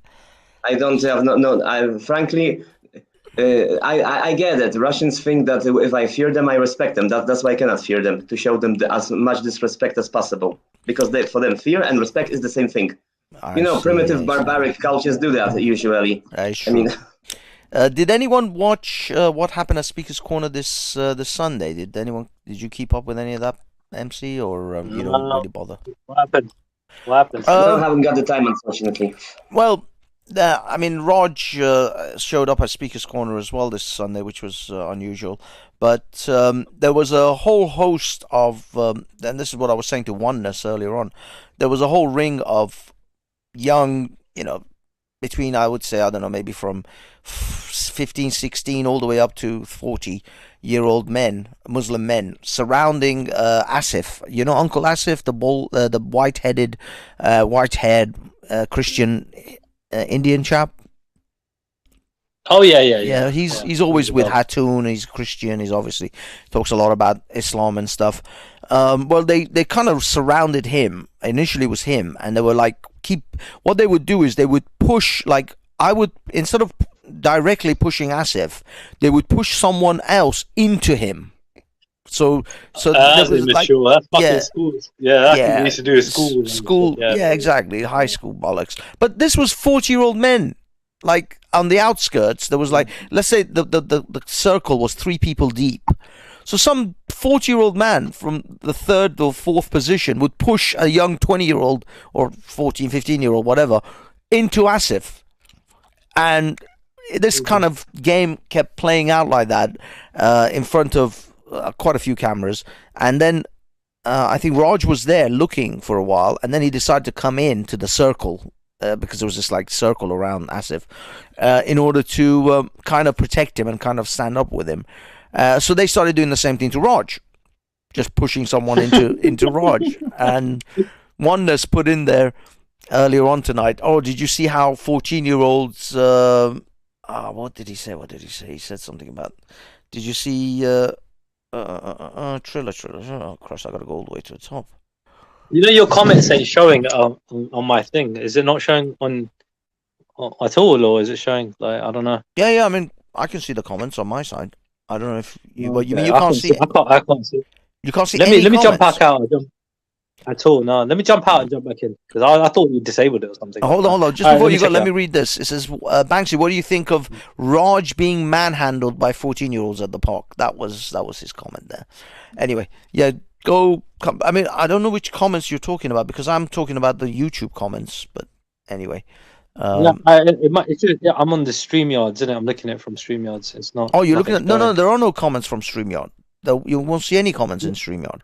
It's just on my phone. Normally it come up, innit? It's either private or but the thing is, I don't go live through StreamYard. It can only go. You can only see them on StreamYard if you go live through StreamYard. I go live through OBS, so there is no comments in StreamYard. You can't. There'll be no comments popping up on StreamYard because that's not my system. That's not how I roll. I roll differently to all these other people. They see me rolling. You're a tech guy, but it says here StreamYard's at the top, and it looks like a StreamYard platform set up. No. So. I use StreamYard for us to have a conversation, but I don't go live through StreamYard. So I'm not using StreamYard as the platform to actually go live and broadcast on YouTube. I broadcast through my OBS system, but I use StreamYard as just a place for like Google. I could change this to Google Meets. I can change it to anything else, Zoom, whatever. But I don't use this as the live thing. Yeah, so those kids were 14, you were saying, yeah? Well, that's what Oneness says. But I mean, I think they were ranging because I mean, there was, if you watch the video, there was a range of, like I said, from 14 to 50. Yeah, kids are kids though, man. Kids fucking do dumb shit all the time. They fucking egged one of my neighbor's fucking house the other day, and I fucking ran after the little shits, get me? But by the time I got out of the house, they were fucking gone, you know what I mean? But the thing is that this is Speaker's Corner. People are going to see that as Muslims. They're not going to see it as kids. They're not going to see it as teenagers. They're going to see Muslims attacking Christians and Sikhs. That's what they're going to see. And to be honest with you, I'm all for that because I want that. I want everyone to see that, how Muslims behave in Britain and how this is the fruits of Islam. So for me, it's it's all good. It's all good. It's all good in the hood. You Muslims, you keep doing what you're doing because I want the videos like that to be everywhere. I want those videos forever to be shown. Like, you can see two sides of it, though, right? I wouldn't mind having a discussion with you actually about this whole shit, yeah. Because just generally about this whole Muslim stuff, right? Because the thing is, you really recognize that they're children, right? Basically acting like kids, right? Acting like idiots, right? And even fucking kids older than that, they're teenagers, when they're 18, even 20, whatever, they still act dumb. Do you know what I mean? So it's like, you know what I mean? Even though they can be seen as being adults, right? But you want to sort of play it to be a Muslim thing when really and truly, that, dude, a lot of Muslims, right? Like Sikhs, like Christians, like any other person, right? They just don't know much about their faith, a lot of them. Do you know what I mean? They just kind of have the label and go with it. And they don't know any better, Again, you see, what I can point out is, first of all, there's a couple of situations here. Number one, the Muslims have double standards, and I'll explain to you why in a minute. Number two, the kids that were doing this had, as I said, 50-year-old Muslims around them, 45-year-old Muslims. Those Muslims should have been schooling these younger Muslims about how to behave. So if Islam, you see, this is what I'm saying about the fruits of a religion, what fruits it produces. If Islam was a type of religion that would truly instill good behavior and good values in a child, and if their parents, supposed Muslim parents, would instill those values in those children, then these children would not be behaving this way. They would behave better because their parents and hence their religion has encouraged them to teach. You could have the best. That's just total bullshit, Banksy. Look, be realistic, right? You can have parents. By the way, right? I have something to say too. Thank you, Banksy, because I want to say something too. I remember when Muslim kids were, I figured out later, were encouraged by their parents to provoke me, to attack them or even beat the shit out of them. Their own parents told them or family members, and that they don't have to worry, that they will be sticking out for them. And that's what they did. When the kids ran away from me, when I was living near a Muslim neighborhood, near there, they gone to, to their houses, to their family members, and then I have to meet those guys actually on my own. Look, this is stereotyping, right? This is total bullshit, right? Because all you're doing is saying, all right, so let's just say, this is bullshit. This is bullshit. Just chill out, bro. Yeah, let's be real. Yeah. So if I get jumped by a bunch of guys, right? Hold on, bro. Chill out, bro. Yeah, it's called manners, it's called etiquette, isn't it? Yeah, fucking read a dictionary, right? You might learn something. Dude. When it comes down to it, dude, yeah, if I get jumped by a bunch of black guys, right, all right, it doesn't mean that all black guys are gonna freaking labeled under that being, you know what I mean, a bunch of thugs or hooligans or whatever, right? If I get mugged by a bunch of white guys, it doesn't label the whole freaking white community as being such. So why do you do the same thing with Islam? I don't get it. It's total bullshit. Because I have experience, and I'm not willing to. Your experience with one particular person, and that particular person happened to have come from a Muslim background. So it's not to do with one. This is the problem. You think that it's just a one occurrence. It's a multiple. You see, the fact is, human beings, us human beings. British leftist. Yeah, but what I mean is, our human beings, we're pattern recognition machines. We recognize. There's an old saying: "Fool me once, shame on me. Fool me twice, shame on you." Because, fool me once, shame on you. Fool me twice, shame on me. Because I didn't recognize that you're gonna con me.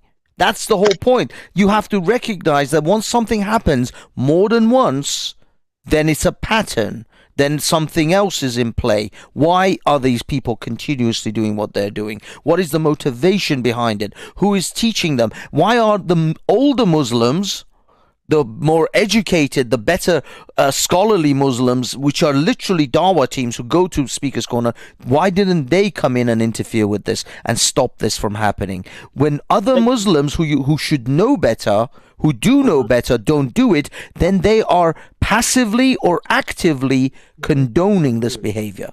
Right, but listen, total bullshit. All right, so an atheist, for example, right? Like, let's take you, for example, right? You saw some kids that are an atheist, right? They don't believe in God. Basically do some bullshit. Are you entitled to tell them and nobody else? Of course not. No. Right? It goes across the board. I'll give you an example. I'll give you a direct example. Adult. Hold on. You're an adult, right? You adults generally should be fucking telling youngsters, right? You don't fucking misbehave if they're misbehaving. You know what I mean? So end of the day, even if it comes to generally speaking, most people wouldn't tell other people that ain't part of their family. And even if they are, they might not tell them unless they're immediate part of their family. True. You know what I mean? So when it comes down to it, dudes, yeah, people they're not obligated to do so, and if they do that, it's up to them. I'll tell you this. I'll tell you straight away a direct example in my own life. Now you can probably find the same similar type of behavior and example in your life. If a bunch of Iranian young men started behaving like that, me as an Iranian, I have to go and say something because they are tarnishing my reputation too.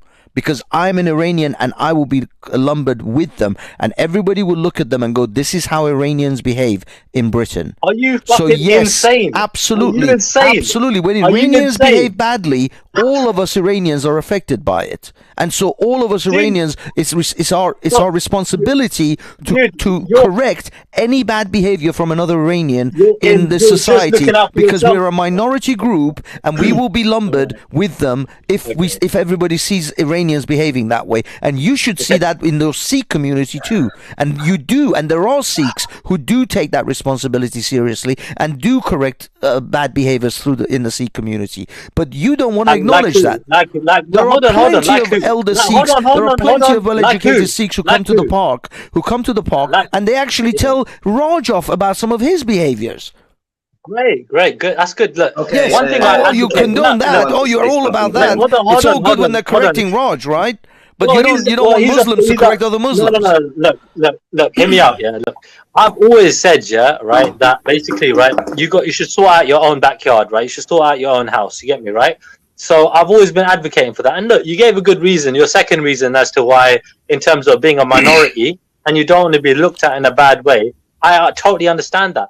So in that regard, I can completely agree with you. However, what I'm saying is you should look at that across the board, right? You should not only just correct people from your own background, you should also correct people from other backgrounds too, if you deem necessary. Look, if you feel that they're being inappropriate, I right? have no idea Going what against, you are breaking the law, for example. Triller, You know, tell them. Triller. The point is, I I don't police the whole of England's communities. I only look out for my minority group, and when Muslims know that they themselves are going to get a very bad reputation, as all Muslims are going to be painted by the brush of those young people and the way they behave, because the external world is now watching Speaker's Corner. There are people. There was a guy from fucking, I forgot where, like some ass end of Canada, that recognized atheist Steve in Hyde Park once, and he's like, I'm here on vacation and I've seen you on Speaker's Corner channels, and I just wanted to say hello. I was like, how the fuck does this guy who lives in God-forsaken, God knows where in Canada, has seen atheist Steve? It's called the internet, Banksy. Exactly. Yeah? It's exactly. Not, so it's you know that the whole world watches Speaker's Corner. The Muslims know that the whole world watches Speaker's Corner. Watches fucking. Bro, more people watch fucking Housewives of Atlanta than they do fucking Speaker's Corner. What are you talking about? Dude, Speaker's Corner is a blip. We know that there's a lot of people around the world who watch Speaker's Corner and judge Muslims based on their behavior at Speaker's Corner. It is happening. Most people who go Speaker's Corner, right, are going for their ego. They're indulging in their ego. Oh, sorry, guys. Let Peter come in, because Peter hasn't spoken just now. Just please, Peter. I know you came on to say something. Yeah, can you hear me? Yep, you're good to go. We can. Yeah. No, all around the world, the US, Germany, Poland, Sweden, France, everywhere. There are people in Indonesia. Where was Tan from? I think Tan was from Malaysia. There are people in Malaysia that watch shit like that at Speaker's Corner. Yeah. Right. It's just a stage. It's a stage where people can present their political bullshit. You get me, right? But also, it's a stage where people see how Muslims behave. I never understood you, Trilla. Trilla. What is your now game? I am sitting here. You're loving Muslims. You're Sikh. I mean, it's called peace and live and let live. Don't stereotype. Don't be a fucking idiot. Peace That's about what I try what? to. Well, peace about peace about everything. Peace about Dude, majority. I don't know where you live, right? But where I live, right? I live around many Muslims. I live around many Muslims, right? And majority of Muslim people are good people, right? Iranian, they left their faith. Oh, man, typical leftist kumbaya nonsense. This is the point. When it comes down to Poles, for example, one guy, Banksy, was saying all Polish people are basically, anti this, anti that. They're basically racist bunch of cunts, right? But that's not the case. Yeah, so you know what I mean? We know that's not the case. I've got many Poles living in West London that I know personally. They're not racist at all. They don't hate Islam at all. They're fine. They're good people. Do you know what I mean? So it's adopted to Britain. This misrepresentation. Let me tell you something.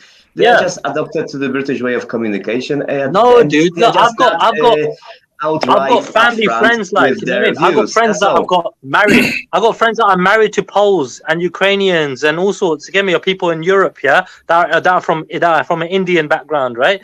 And some people that are from an African background. Yeah. Well, I will tell you the entire truth, because I ain't gonna bullshit here in this show. Don't think that we have adopted only the British way of communication. I mean, I didn't, because I don't live even in Britain anymore. I live in Poland now. So you mean talking? You mean having a conversation? Is that what you mean? So trust me, adopting British communication. Is that what you mean? Having a conversation. What I mean is that we have a very straightforward, upfront, direct way to say and call a spade a spade. The British people actually don't. They have their own version of communication. No, it's called stereotyping. You fucking idiot! It's called stereotyping. No. He's talking about the way, the decorum and the mannerisms the British have. Can I defend the Polish people? They had a lot of land, in Ukraine, everywhere. They had a lot of land, and they're diminished it. So now they have a very small country. The German was there killing everybody. Then the Soviet was there killing everybody. And when they got the independent, of course they are happy. Of course. Why not? Why not? They are proud of their country. I'm not proud of my country.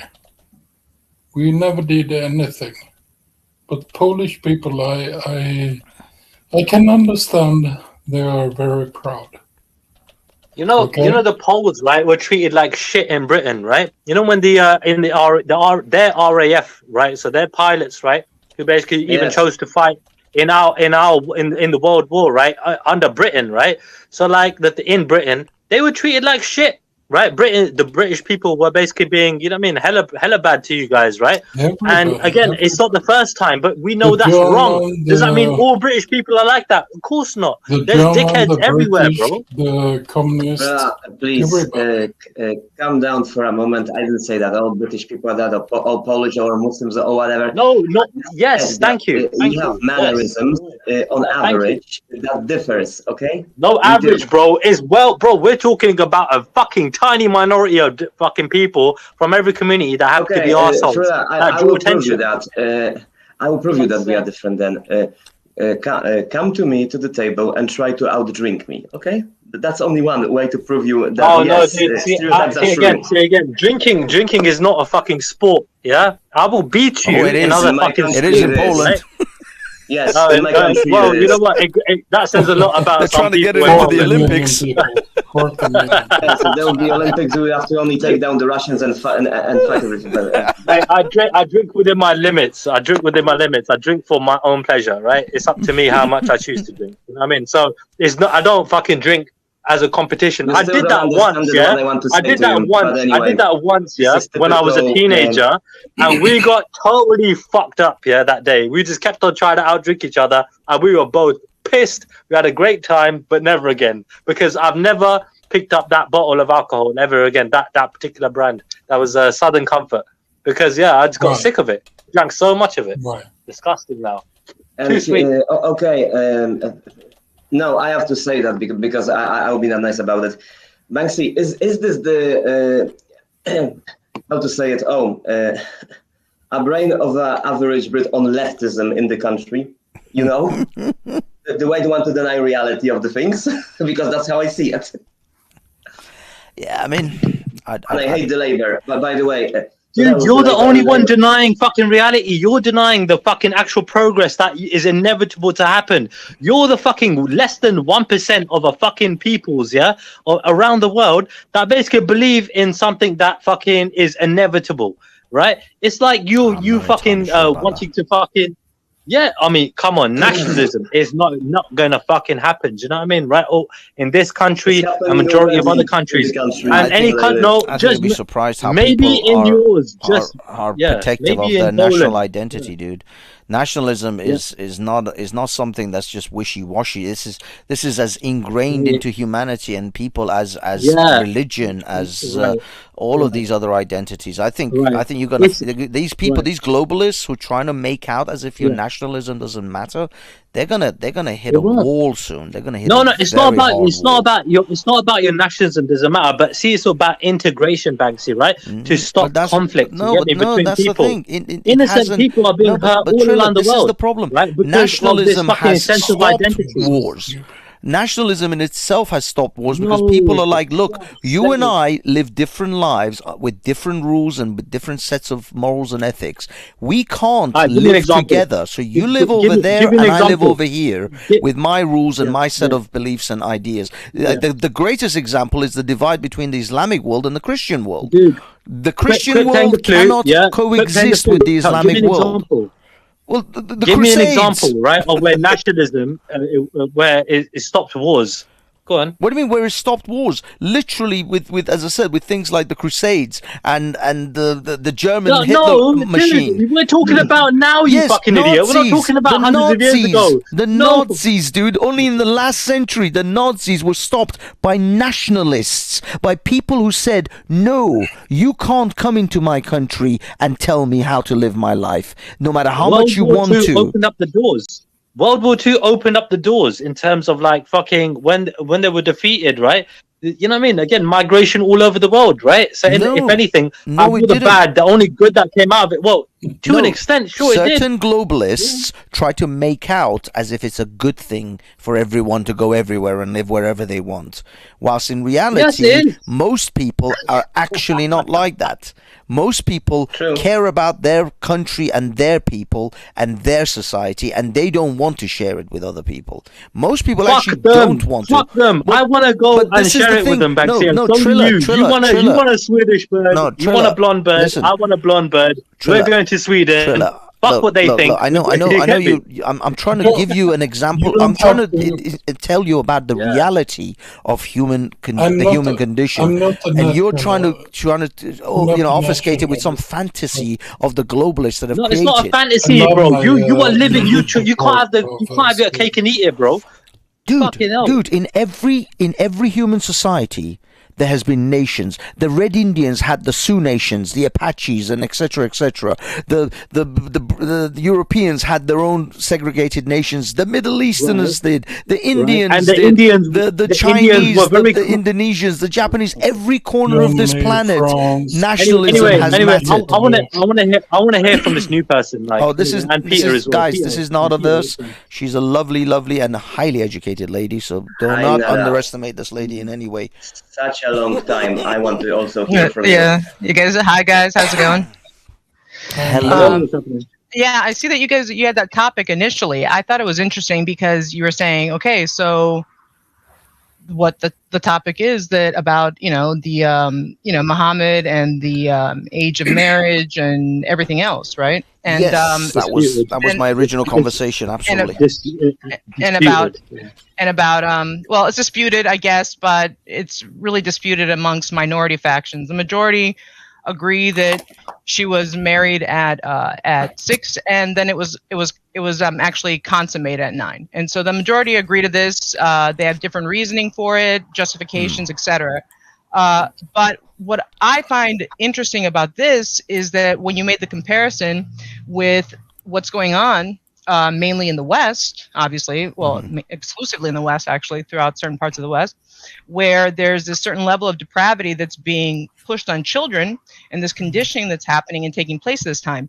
And so it's an interesting comparison, but the kind of the backhanded view of that is that, yes, while you're posing a very, very pertinent, very good question, I actually think it's an excellent question. Okay, so the parents aside, so is it okay for these parents to decide that? The interesting thing is, though, is that, it's almost like pot calling the kettle black. It's like we're shining the light on one level that we consider depravity, while we're fighting wars Yeah. What was the question? What was the question that you? What was the actual question? Well, the question that I rose, and this is from the beginning of, because I think you weren't here, Triller, but I had a debate with Abbas, the Dawah team, a few weeks back in regards to the child marriage and the marriage and how Islam determines who is ready to get married. Now, most Muslims have the criteria of the child has to, or the person has to be mentally, physically, and spiritually ready to get married. And the person that determines whether that person is ready, the people, or should I say, that determine this, are at least according to the Muslim scholars and possibly Islam, it's the parents of that person. So the parents of the child determines this person, you are ready to get married. Now, my counter argument to that was, well, if Islam's criteria ultimately rests upon, or the standards, the principles rest upon the parents' decision, well, then you can't argue and tell me that it is wrong when a parent in the West says their 9-year-old child is ready to become a boy if they're a girl, or if they're a girl to become a boy. If they're a boy to become a girl, or if they're a girl to become a boy. You can't, because you are saying to me that the parent have the ultimate final say on what is considered abuse or not for this child. Now, in Islam, they say it's perfectly fine that it's not abuse if a 50-year-old man has sex with a 9-year-old girl, and in the West, they say it's perfectly fine if a 9-year-old boy goes through puberty blockers and transitions into becoming a girl. Both to me are depravities. What do you mean abuse? What do you mean abuse? I consider both of those to be abuse. Like punishment? No, like I consider those to be child abuse. You like that, well, right? My criteria is this. Yeah, I'm sorry, Peter. My standard is this. Both of those actions are child abuse. I don't distinguish between them. I think both of them are child abuse. If you put your boy on puberty blockers and have them amputate their penis, is child abuse. And if you give your daughter at 9 years old to a 50-year-old man or any man to have sex with, is child abuse.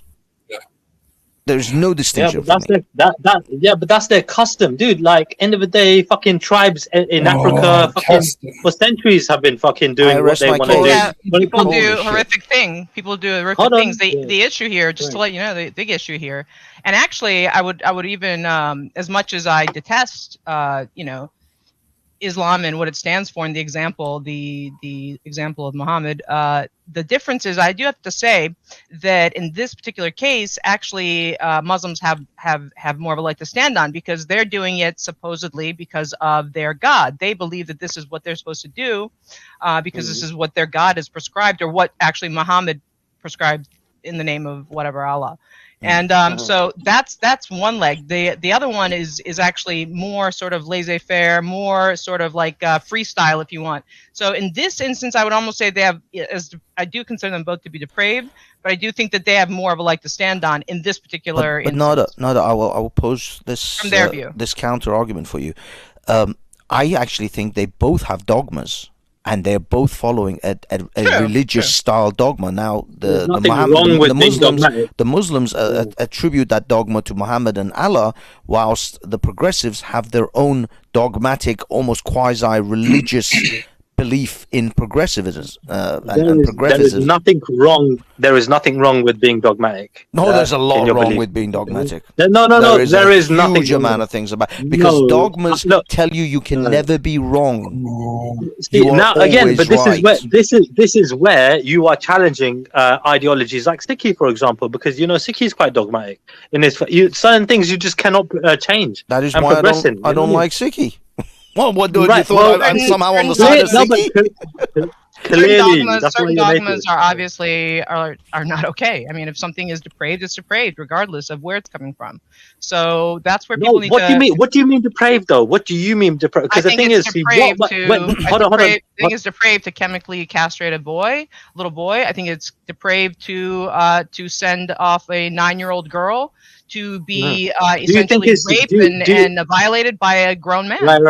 Right. Do you think it's depraved to grow your hair, for example? Because see, in the Western cultures, right, for many a year, right, basically they always said, hold on, hear me out, just hear me out, please. No, I just say, hear me out. Sorry, Peter. Okay, guys, shall I do a timer, because Peter hasn't had a lot to say, and MC either. Fuck the timer. I just wanted to say this one point against that, because she kept interrupting me, right? End of the day, right, in Western society, right, they look down upon people, things like when it comes to just simply growing your hair, right, which is something is very natural, right, but even that they considered cutting that, right, was considered to be normal, and if you didn't do so, if you didn't conform in such a way and look in a certain way, right, it's depravity. You know what I mean? It's a bad thing, you know what I mean, in that regard. So appreciate that every culture and every society is different. Right, and you don't, you know what I mean. So I appreciate that you don't agree with it. But then, you know what I mean. A lot of people might not agree with. It's an odd comparison. Not at all. It's not an odd comparison at all. Guys, one at a time, please. Okay, Nada, let Nada reply, and then Peter next, please. It's an odd comparison because you're literally taking things like growing the length of hair. Okay, and people having a certain view in certain cultures of that being, let's say, that's they're considered that to be unkept, and other cultures considering that to be different. Hold on, Trilla, nobody interrupted you. to child abuse. I mean, those are two different things. I mean, that's a weird comparison. Like that can't be wrong. Like this is okay because some people would say that's wrong to grow your hair long. I mean, that's really weird. I don't know where the comparison. It's not. Triller, please hold your thoughts. Peter next, and then Triller, you can reply. Yeah. Peter. Yeah. I don't know what to say, but Sikhism, I think you're a Sikh, but I don't know. But I heard that you're not married cousins, and cousins, so you have to do that. And I wonder why you like Islam so much. Because I see a lot of goodness in Islam. I see a lot of goodness in a lot of faiths. Right? I don't necessarily have to agree with everything, but it doesn't mean that they shouldn't have the right to practice what they believe in.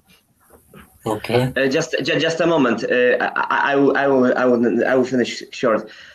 Well, my only test for you, the last thing.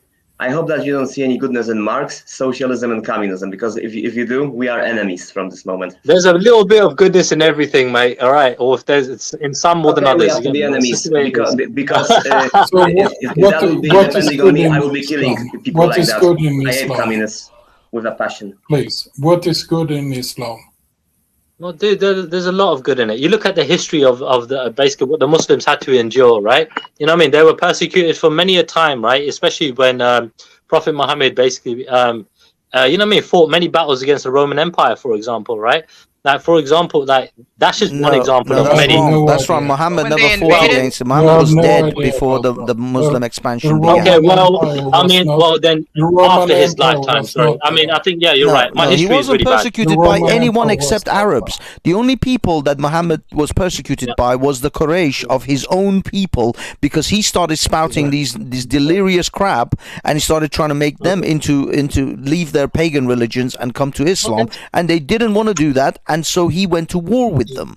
First, they kicked him out of Mecca, so he had to flee to Medina. Once he built up a big enough following and an army, he came back and he crushed them and killed them. So who was really persecuted? The fact that some guy who went into a cave and came out foaming at the mouth started spouting shit, the people went, no, you're clearly fucking stupid and we don't want to believe you. And then he went off, built an army and came and killed them. How is that a fucking thing? How is that persecution? You're talking like the Muslims were persecuted like the Christians were, when they were sent into the Colosseum with lions to eat them. That was persecution. Either way, right? Look, like I said, I think the odds were stacked up against the Muslims, right, from the get-go, from the beginning. Of course, any movement, if you start any kind of cult, you're going to be on the back foot. Right? And look where they are today. Look how successful they are today in terms of their numbers and in terms of like how much they've contributed in the world. You get me in the good ways. You get me right. So, yeah. One thing they did. Look, sorry, Peter, go on. No, he said they did a lot of things. They didn't do anything. I mean, for 1400 years, they didn't invent anything, Well, the thing is, they were very brave warriors. Peter, you're a big guy, right? You like to work out, yeah. You know what I mean, right?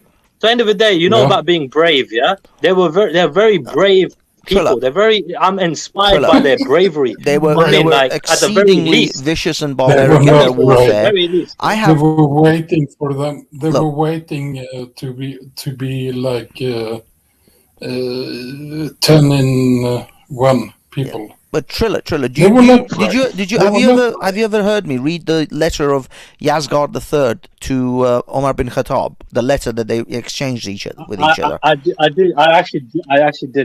see that bit. Yeah. Exactly. But so you know what the contemporaries of Omar bin Khattab or the Persians and the other sort of people in that era thought of the Muslims, thought about the Arabs of the Middle East. If you look at the ancient maps of the world, look at the empires of the world, look at the Roman Empire, look at the Egyptians, the Persians, Babylonians, none of them went down to the Arabian Peninsula because no one gave a shit about a bunch of lizard-eating desert dwellers. No one cared. You know the story. You know the story about El Cid Campeador, right? In Valencia, Spain. You get me, right? And all that, right? Yeah, but that was way after the Caliphate. I'm sure you're familiar with it. I'm sure you're familiar with it. They took in a champion, right? Who killed many Muslims. They were not Arabs. No, first of all, no, they weren't Arabs. It doesn't matter, but they were still Muslims, right? So, end of the day, this man had killed hundreds, and probably thousands, right? In terms of his being in command of armies and so on, right? And at the end of the day, they still took him in and gave him, you know what I mean? No. You know what I mean? It wasn't that. They kind of revered him because he was an incredibly strong. They did revere him, but they could have killed him, right? No, but they couldn't kill him. The fact is that he was part of that. But this was hundreds of years into the Islamic Caliphate and their dominance of Spain. There are many examples of humility in Islam. Many examples of humility in Islam. If you want to look for examples of good, I can find you examples of good in the Romans, in the Egyptians. Exactly. I can even find you examples of good in probably the Mongolian Empire. But that doesn't mean that Genghis Khan didn't rape and pillage his way across the biggest empire, in a single land mass of the entire world. But again. When you look at it, right, this kind of history was sort of inevitable. You know what I mean? In terms of like, you know what I mean? This shit was inevitable. No, it's not necessarily it's inevitable. It's the fact that a group of people played out did this. And look, the only thing I can give credit to, not Mohammed, but the Muslim caliphates, is that, yes, they created an empire for themselves. They grabbed their opportunity when all the other empires, the older empires, were at their weakest points. The Romans, the Persians were practically defeated several times by not only Alexander, but the Mongols and other, the Afghans. There was a whole bunch of conquest over the Persians. The Persians were weak. The Muslims never came up against the Cyrus or the Darius armies. They came up against the armies of fat, lazy, well-comforted fucking Persians who'd been living in the lap of luxury for centuries. So the Muslims never encountered the real Persian armies. They encountered a fat, lazy version of it. And it wasn't even the Persians. They were the Sassanid dynasty. They weren't even an empire at that time. Let me just say, you're giving examples right now of certain anecdotes of history, but my point is that you're not actually giving Peter an example from the ideology of Islam. So to give an example, I can be very vague. I can be very general. I don't need to give actual examples. Trilla, please let Nada at least finish. Let her land. You could be vague, no problem. But I'm just saying that if you're going to go, that's a double-edged sword. Because if you're going to give examples of things that you consider positive, then that's not actually the ideology of Islam. That's something that people that are Muslims or identified or associated as being Muslims that you find to be great. Okay. But that's not the ideology. Hold on. But hold on. I'm not done. Let me just finish. That's not the ideology. That's a different story. That's anecdotes of history or certain examples of history. When you're talking about the ideology, you have to go to the actual hadith. You have to go to the sunnah. You have to go to the Quran, and that's what you have to find the ideology and what's actually written there. I don't need to do that. See, look, if I'm going by basically what Muslims are doing, right? Generally speaking, right? Because again, I'm judging the tree by its fruits. You get me, yeah? So the tree being the ideology and the fruits being the people, right? And if the fruit is sweet, in terms of, you know what I mean, it being good, great, it's working, right? If the fruits are all bad, right, then the tree is ill, is not well, right? It's not good. It's not a good one, yeah. So the thing is, you look at it as like a sickly tree. I look at it as like a good tree. You know what I mean? Okay, what fruit has Islam produced in the last 100 years? And again, when I'm using this example about Muslims, right, being generally good, because the thing is, what's the name again? Nada, yeah.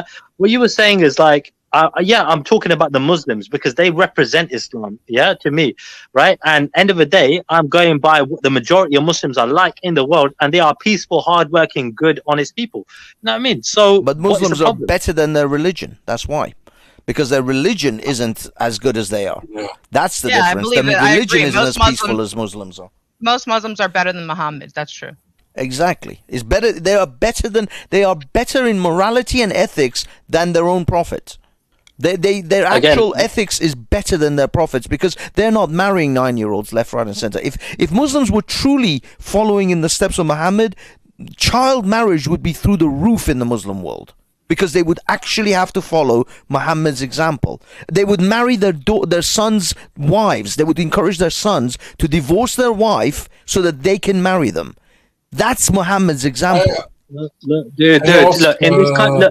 I asked the Imam in Egypt what ISIS was doing wrong, and he couldn't say anything. It's getting too funny. According to the hadiths and so on. Yeah. Yeah, they're not going to say that he was doing anything wrong. So ultimately, what we were talking about originally is that basically when you're like in the UK, all right, in the UK in the West, they find this action of marrying, that's a nice way to put it, a 9-year-old girl, and consummating, another nice way to put it, a 9-year-old girl, and to have this practice and to do these types of things, that's okay, and that's justified, and that's the best example of for all mankind. Muhammad did this, and so this is great. Is deplorable to the conscience sensibilities of the West. It just is, and it should be. Thank goodness, because it's. Okay. Do you think it's okay for a 9-year-old? little 9-year-old girl to be treated like this? That's horrible. Let's look at the UK, for example, right? The UK, right, was basically condoning 12-year-old girls, right, to get married for hundreds of years, right? Yeah, but are they the best example for all time? The late 1800s. Hold on, hear me out. This is supposed to be a more advanced culture, civilization, right? No, and again, you've seen how much. Hold on, hear me out. Hold on. So wait, in the 1800s, in the late 1800s, yeah, Britain didn't own half the fucking planet. Are you mad? Of course they did, right? So of course they were advanced, right? Of course they were fucking superior, right? So when it comes down to it, their legal age of consent up until the late 1800s, right? The very late 1800s was fucking 12 for a girl to get married, right? And again, you didn't answer my question again. That wasn't my question. My question was not that. Not what bad people have done bad, horrible things from all around the world. Yes, and they are still doing bad, disgusting, deplorable things right now from all different walks of life. Let me just tell you, that's a fact. But I'm asking you, on that premise there, you have to see there's a difference between so-and-so did it, or this person did it, or this thing, or whatever, and then having the best example of all, for all mankind, for all time, Muhammad. So that having it be a very key pivotal point, and that's the best example. There's a difference because people are not looking back at these people that you're pointing out, and the vast majority are not saying these people are the best example. The answer to your question is no, I don't agree with it. Now I would like you to answer mine, right? Do you agree with the age of consent being 12? Okay. No. Right. No. So you're basically again going by what the cultural norm was in this society, even right in the Western societies. That's not the cultural norm. That's Muhammad. Muhammad's not a cultural norm. No. Hold on. You're disagreeing with 12, right? But 12 was a cultural norm in the Western in Britain for fucking centuries. So I disagree with what's happening to children. I disagree with drag your children to pride right now. That's happening right now. Child mutilation literally is happening right now, where parents are putting their children on puberty blockers and then having them genital reassignment surgery. Do you think that this is a good moral standard that right now we're in? This is right now in the 21st century. This is happening. This is a disgrace for us people, or for any moral and ethical thinking human being. Is an absolute disgrace that parents are encouraging and drag queen, transgender individuals are encouraging parents to have their children go through these procedures. This will be a blight. This will be a blight. 100 years from now, Trilla, there'll be people who will talk about this day in shame and disgrace of what we allowed to have done to these children, or we didn't stand up against this. 100 years from now, I promise you, there'll be other people on a similar social media network, probably through some fucking Oculus Rift metaverse, talking about how disgraceful and disgusting we were when we allowed these children to be experimented on like this. Right, again, so when it comes down to it, right, I hope you don't have any daughters. It's up to each individual parent, right, and household, right, and family and whatever, right, to basically decide. You know what I mean, right? Like, what is best for their children? Do you know what I mean? No, right? it's not. We know that. Sometimes it's not, because parents are not good parents. Hear me out. Hear me out for a second, yeah? Generally speaking, you get me, right? Because, you know, even nowadays, parents have, you know what I mean, not allowed to hit their children, which I don't agree with anyway, yeah? But, like, you know what I mean, it's been a form of discipline for many years, right? At the same time, that having respect for your elders, right? You know what I mean? There should be an element of fear to a certain degree. I personally don't believe in hitting a child, right? I've been hit. I didn't like it when I was a kid, and it stuck with me. I remember it. But, like, you know what I mean? But I would never, ever cross my father, ever. Do you know what I mean? It's not because I'm scared. It's out of respect. You get me, right? So the thing is, like, I appreciate, like, evolving, right? And moving forward. Do you know what I mean, right? And, you know what I mean? But, again, we got laws for that. So when it comes down to this country... When it comes down to European countries, for example, and the Western countries and everything else are not Muslim countries, right? You know what I mean? The Muslims and everybody else, right, have to adopt the laws. Then they know that. Yes, but you know what I mean? And it's even in their scripture. Hold on. It's even in their scripture where it says, they have to obey the law of the land. You know what I mean? Otherwise, they are basically going against, right, what their prophet has told them, which is even worse. Trilla, I have two counters to that anyway. Number one is that they have to obey the laws of the land until they are the ones making the laws. So when the demographics of these societies change, and when the Muslims start to come into power, then they will make those laws, which right now they have to abide by, and those laws that they wish to then impose upon us will be laws like child marriage, but this is, and etc. No. But what I mean is that's one counter to pretend. No. But what I mean is that is one counter about the whole Muslims have to obey the laws, because in their book it says Islam should cover the whole world. The whole world should be under the umbrella of Islam, and until that day there will only be two houses. Every religion fucking wants that. Every religion wants that, bro. I know, dude. Can I just finish? No. Can I just finish? Every religion. I just want to finish 2 points. Every religion wants Number that, one, bro. that was 1 point. Yeah. The other point is, as far as the Muslims being good Muslims or bad Muslims, the fact is that if Muhammad or if God actually gave these laws down,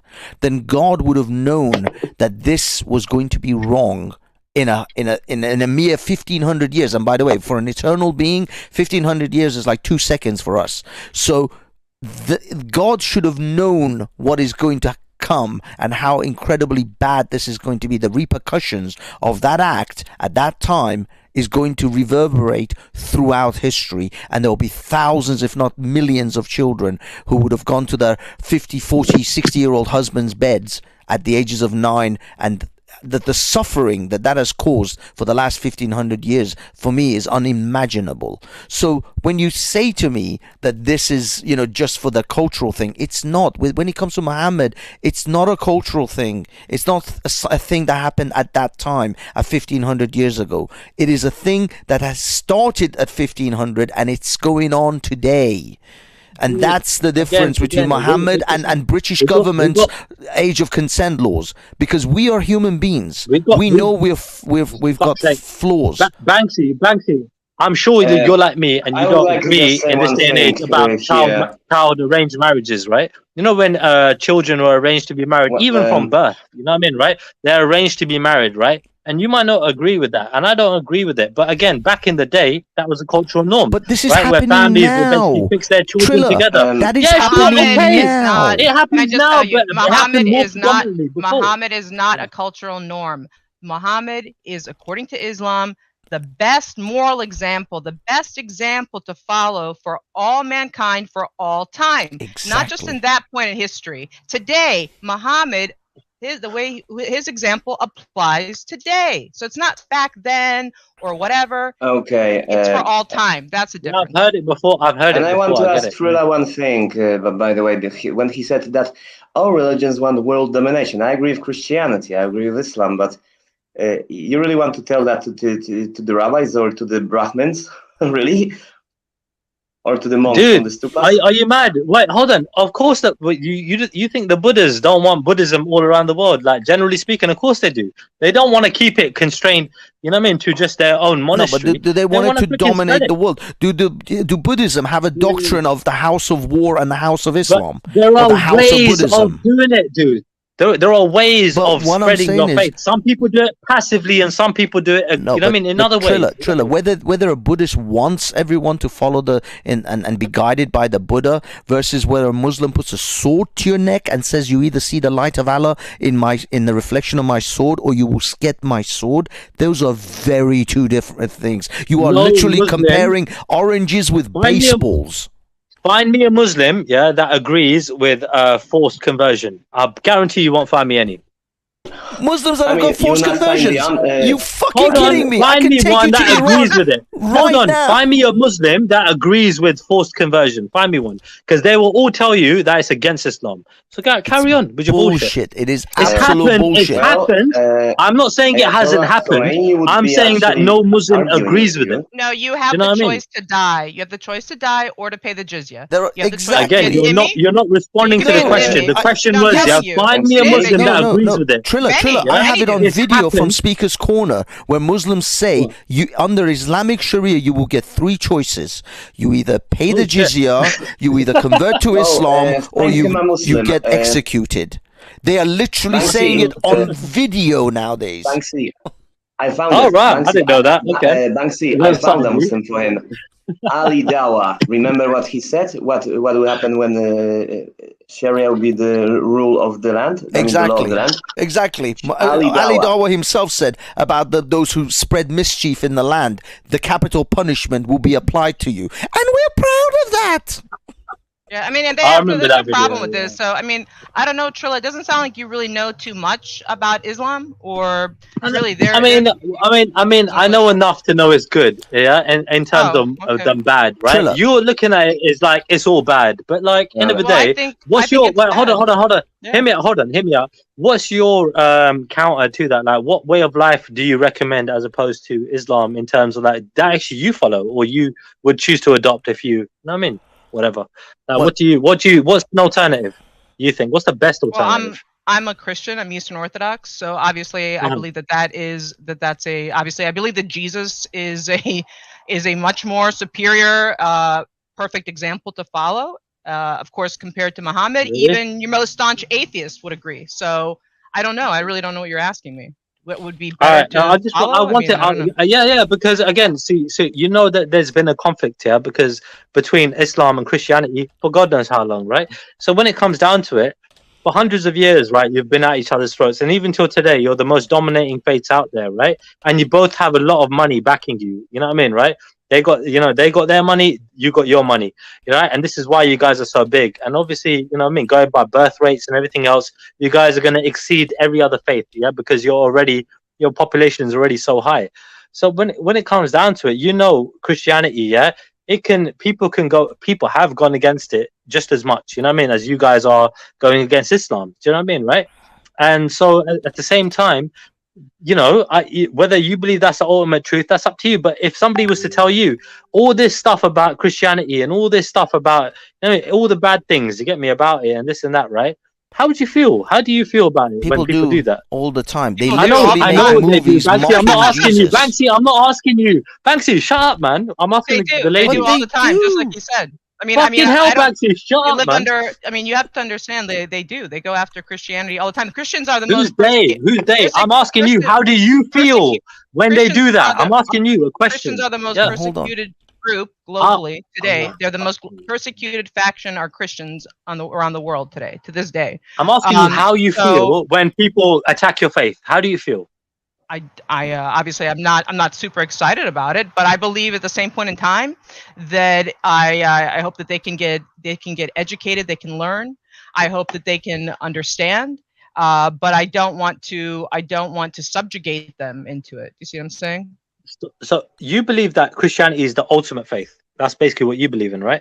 Sure. Yeah. But I could debunk that in 5 minutes. Well, I'm not here really to. I mean, I know you're not here for that. You're here to put down Islam, right? But you're here to put down Islam. Let me finish. Let me finish. Yeah. You're not. I've spoken to many Muslims over the years in my work and personal life, personal time. I don't think that you really know enough about Islam to really have this discussion, whether you refute it or don't. If you're against it or for it, I don't know. Yeah. Whatever. That's fine. As far as Christianity, whatever. I'm just saying there's certain things. This is where things always get lost. When I'm simply saying that myself, and I'll say for myself, I find that Mohammed was the opposite of the best example for all time. I find that what he's done, I find that this child marriage, I find that these things are absolutely deplorable. And so that's not going to change, but that's not cultural. That's not during period of time. That's been going on. That still goes on. And so that's how I feel about it. And I don't know. You say that you disagree with it, so then you're disagreeing with Islam. You're disagreeing with Muhammad. My question to you, with the age of consent, right? Okay, was in Britain when it was 12, was that cultural? Yes. Yes. There was no religious doctrine about that. Yeah. Right. But that was cultural, right? So my thing is, you get me, right? Is like that's still too young. We know that's too young. We all agree on that. Sure. Right. Okay. So when it comes down to it, right, we're saying that culture had a big part to play in throughout fucking the world. You get me? When it comes down to this, you know what I mean? This thing, you know, when it comes to children being married. You're basically shirking right now because you're saying that culture and society is partners with Allah. So that's not really the way it goes. I'm not a fucking historian. I'm just speaking my mind. I know, but Trilla, let me give you this one thing. The problem with religion, unlike culture, is that religion is a crystallization of a moment in time. Those books, the customs, the behaviors, they are told or taught to the future generations to be exactly like that. This is why Jews still wear funny hats and bishops still have those weird looking hats and costumes and all these different things, because they are literally trying to maintain a particular thing that happened at a particular time and carry it through all time.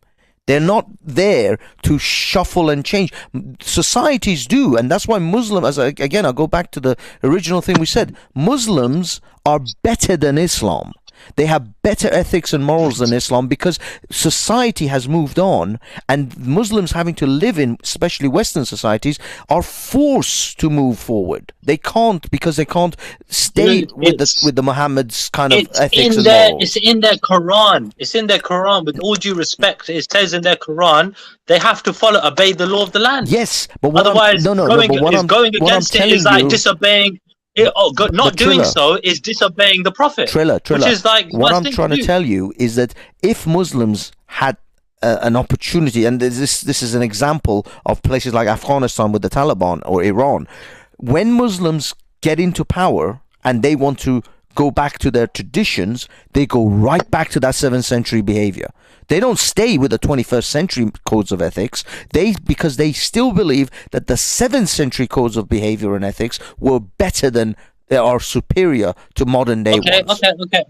Okay. So when it comes down to the whole 9-year-old thing, right? And child marriage and things like that, right? When it comes down to modern day society and what Muslim countries are doing now to tackle pedophiles, right? And things like that, and that kind of behavior, they have the harshest punishments, right? In my opinion, would you agree?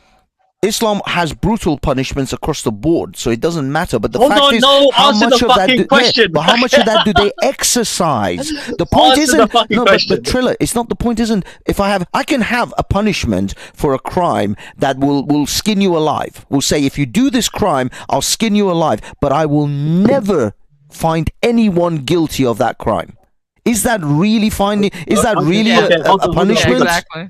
I'm just saying. Compared to the West, right? They have much harsher punishments. It doesn't matter. Hold on. Punishments are there to deter people, right? And we know. I'm sure you would agree that pedophiles need much harsher sentences, right? And we need harsher. Wait. Are you trying to say that Islam is the group or the ideology that's fighting against pedophiles? Is that what you're saying? I'm asking you guys. I'm asking you. Where are these laws that you speak of? Hold on. Hear me out. The Sharia is. So we're talking. Hold on. We're talking 2022, right? How are pedophiles treated, right? in terms of like their, you know what I mean, their courts, right, and how they punish, right? Compared to the West, for example. If you're marrying a 9-year-old girl and that's not against the Sharia, then exactly. You're not a pedophile. They legalized pedophilia. They legalized pedophilia because you can marry a 9-year-old. If you're a man in your 50s, if you're a man in your 50s and you're inclined to fucking have pedophilic tendencies, you can go and marry a 9-year-old girl. Dude, you're fucking trying shit. You can Google it. Google age of consent in the Muslim country.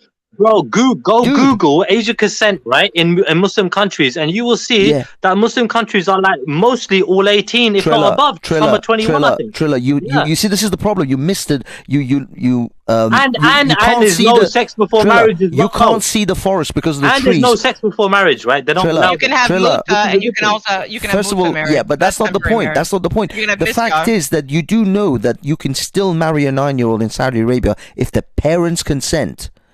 With the parents' consent, you can still. It doesn't matter if the legal age is 18. If you, there is a clause in there that if you have the parents, if you have the parents, I can show you because I read it. I looked up. First of all, Saudi Arabia only introduced the age of 18 in May 2020. That was when they introduced the minimum age of 18. But there is a clause in there. There was no age. There was no age before that.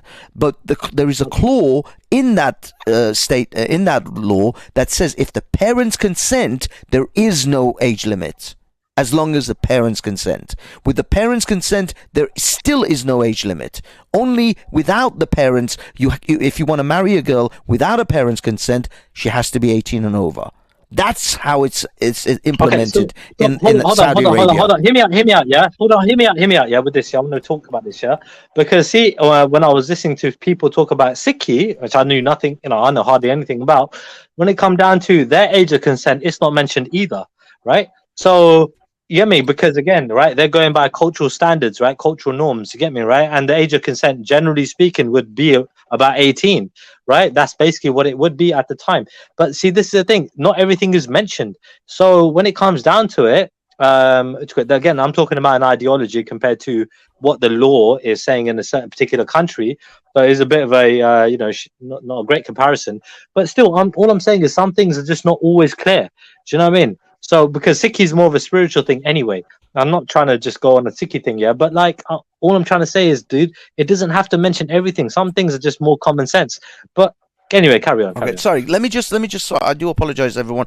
I just want to respond to Wasak Khan that says when I was talking about how the Taliban are taking everybody back into the 7th century and so did Iran, and so does the ISIS group.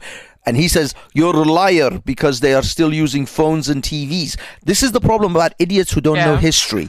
When the Taliban first took over Afghanistan in 1996, when most of you fucks wouldn't even know where the fuck Afghanistan was on the map, I and my friends were the ones who were keeping an eye on the Taliban. And the Taliban did ban the television. There was literally a picture of a tree where the Taliban had skewered on its branches TVs because they banned TV. In Afghanistan, and watch and see how the Taliban will start banning TVs and mobiles in Afghanistan. In my opinion, that's not the worst thing that's ever happened in the world. Dude, I'm not talking about that. I'm not answering you, Triller. I'm answering Wasiq Khan. But how come they're TVs. using TVs and like because TVs, bro. Look how much it's fucking polluting people's minds with bullshit, right? Dude, you're missing the fucking again. You see a tree, but you don't fucking see the forest. Look, is there an age of consent in Christianity? Nada. The age of consent in Christianity is, it depends. You have between, if you're looking through biblically, it would pose Old that it Testament, would be New Testament, whatever. Yeah, it would pose generally you actually had an old Judaic law that was 22 for women actually at one point. Good night, guys. I have to go. So take care, MC. All right, MC. Take care. Don't blow anything up, MC. All right, please. Well, I don't see any communists in the country now, so there's no reason to be violent. No reason. Give them a chance. No, I think Poland is safer than. I think there'll be more communists in America and Britain before there are in Poland. Well, I'm not worried about Britain before I go, but I would be more worried about America because they have too much power. Before they would decline on their communism, they can do a lot of damage and maybe force it on us once again. Yeah, just don't blow anything up anyway. Yeah, right, he's all right. Have a good night, mate. I'll be honest, guys. I have to also work. I have to be up at 7 a.m. So I kind of I'm gonna get going soon. But I was just curious as to. I just had one thing to show you that I think that you'll laugh.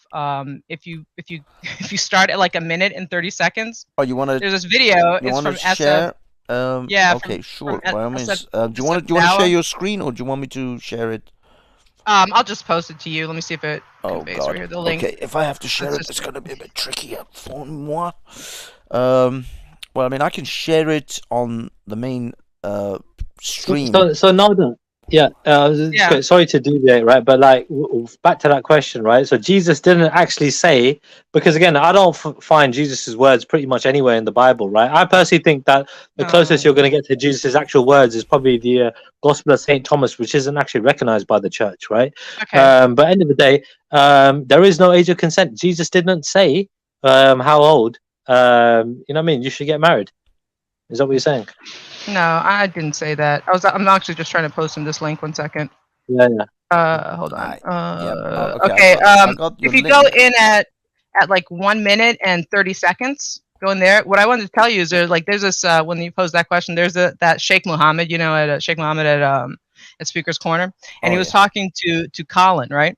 And this is actually on I think on one of the Dawah channels, and he was saying to him, he's looking at him like a minute and 30 seconds, I think they start, and he's just trying to explain to him, like talk to him about debating this age of Aisha and Muhammad as an example like that, and their conversation back and forth. I mean, you don't have to watch, obviously we don't have to watch the whole thing, but later on some other time you can, but just to look at like Colin's face, man, I'm just like, how many times this guy looks like he's about to, like, I don't know, like just pass out or something. He's like, what? But like this Sheikh is like, what's wrong? Like, yeah, like basically talks about how his mom or something was an old maid at 10. She wishes she got married earlier. And then and it just kind of explains, that might be interesting. Yeah, sure. I'm at 128. When they reach the age of puberty, maturity, the age of puberty, which is maturity. I can't hear it, but maybe they can hear it. Can you guys hear it? You can't hear it? No. No one can hear it? Now it's up to them, but here in Islam as well, give maturity for them. Now it's up. So you guys can't hear that? No, I couldn't. I don't know if you didn't have it turned up or something like that. Okay. Let me. Well, I mean, I think the chat can definitely hear it. I know that. They can? Oh yeah. The stream can hear it, but unfortunately. I'm fine then. I'm fine then. I don't care. Okay? I'm fine. Yeah, okay. I don't care. Okay, in that case, because I was hoping you guys would be able to hear it as well, but it seems. Hold on, let me try one more time. But if that doesn't work, then that doesn't work. Bugger it. Okay. Thanks, you're a tech guy, man. What the fuck? Yeah, but sometimes these programs are not in control. But you should try now. Up to them, but here in Islam as well, give the standard of the urf, which is maturity for them. We can hear it. You can hear it, right? Okay. But here in Islam as well, give the standard of the urf, which is the habits of the people. Now, and according to the habits of the people of, for example, my country now, the age of consent, they believe around 16 or 17 years old in Jordan. Right. Is that good? Do you think that's One second. It's now again, we cannot, but I'm just giving you kind of an insight about what's going on. He's like, is that good? My own grandmother, the mother of my father, she was married to my grandfather when she was 10. And then when I asked her, how did you marry at that age? She said, all my other friends, all of them, they got married before me, and I was one of the one who delayed, wasn't married at that point. So she delayed from 9 to. No, not 9. It was in the same year or around that year that most of her friends, they were married. And then she was feared that she was being left behind. Oh, right, at the age of 10. At the age of 10, and then she gave birth to my father when she was 11. She had my father when she was 11, and the difference age between herself and my father was 11 years, literally 11 years. When you go to ask, my grandfather was already 16 or 17 when he married her. Okay. Then I asked her, how did you manage? The question is, I told her, how did you manage? You were a girl at that age. How did you manage to do that? She said, for me, when I married your grandfather, it was less burden on me than the work and the amount of work which I was doing in her own father's house. Okay. She was doing much more and has more responsibility, to, you know, on the. Could I respond? I appreciate what you've said there. My response to the words that you've just said kind of convict me more that much as I hear your justification, I can hear it, and you've given it in detail, that it is a better practice for society to afford a young woman, a young girl, as much time as we can for her to not just occasionally meet her choices, but to set the bar so that even those who are slow or some are fast, they all get over this bar, and this is what happens in Britain especially, the age of 16. Okay, yeah. So when you said that your mother, when she was 10, your grandmother, felt that she was a bit left behind because some of her other ones are at the age of 9, having had 5 9-year-olds, unless your mother was something exceptional and she could have been, I know that the capacity for consent for my 9-year-old girls to have sex with an adult man hasn't developed, nor had their bodies developed. Yeah, this is the time and age. You're talking. But what we're saying, can I just finish? This is the most important thing. But within Islam, say if I was a Muslim now, and I said to you that my daughters are married now and they're 9, you will have no problem. No, I will have a problem. Why so? That's my point. I told you, the habits and the custom of the people plays big role in the ruling of Islam. We don't have one standard that goes everywhere. For example, in the Arab Peninsula, the girls, they grow up more in the heat because of the hot weather, etc. They grow up more than the people who are living in Syria and these areas. Yeah, the hot weather fucking argument is like the most. The heat. That's somehow the age of consent. But he actually goes on, and he starts to talk about like, okay, so if how beautiful this is, and actually, as you see. There's an echo. As you see Colin go on later, you can watch this some other time, but you'll see it looks like he's about to vomit. Chill out 1 second. I have to stop sharing. Oh, is it better now? No, it's because we're not. Because I have to stop sharing the screen, otherwise it'll keep going. But I mean, do you want me to keep playing Anada for a bit more? I mean, if you want to play like a couple more minutes, okay. And that's it. That's enough. But this hot weather thing, they told me this as well about hot weather. We get the point. I think we get the point of it. No, like he's basically saying that it happened with recently. You guys. It basically, look, we don't agree. Look, end of the day, like I said, isn't it? None of us agree with it, right? And this is the first I've heard something like this, right? But I want to make this one point. Are you serious? This is the first time you've heard this. I've heard this at least 10 or 12 times. It's a common position. Well, Beta has made this argument. Yeah. But dude, I don't fucking watch everything, do I? I'm not God. I don't watch everything. For fuck's sake, dude. I just jump on here and there when I got free time. What is wrong with you, bro? Anyway, chill out. This is Islam. I know. No, what is wrong with dude? Look, I jump on him and dude, it's the first time I heard this, and again, I'm kind of stunned. But I want to make this one point, right? To sort of like counter this to an extent, right? Whatever. So, at the end of the day, what do we teach? Basically, generally, the people all around the world, right? They teach their daughters what to do when they're children, when they're like when they're about 2-3 years old. You get me? Sorry about the swearing. Right, wrong word to use as well. But when they're like 2, 3, 4 years old, right? I know. When they're like really young, right? They basically give them dolls, and they give them prams to push and all that. You get me, right?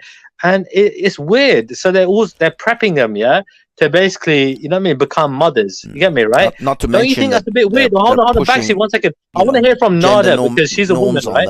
Yeah. I want to hear from Nada first, Banksy, because she's a woman. And what she thinks about teaching really, really young kids, right? Prepping them for motherhood from a really early age. What do you think about that? Indirectly. I don't think there's anything wrong with a little girl playing with a doll, or a baby doll. There's nothing wrong with that. And then pushing the pram, and then feeding it like fake milk. Non-binary. But I mean, what's with being nurturing and having that instilled? I mean, this is something that girls gravitate towards, but that doesn't convey to becoming a bride at 6 and being penetrated and brutally you're raped missing the at point. 9 Look, is not really the next step. You know what I mean?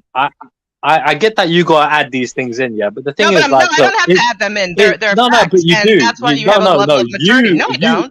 But you have to add them in, right? No, because I again, care it's about just you, kids. isn't it? Yeah, Right, I care about kids. It's not just me. Most people care about kids. Hold on. I'm just talking about like what's acceptable, because like we got girls, right, that are basically like it's frowned upon for them to be like tomboys, right?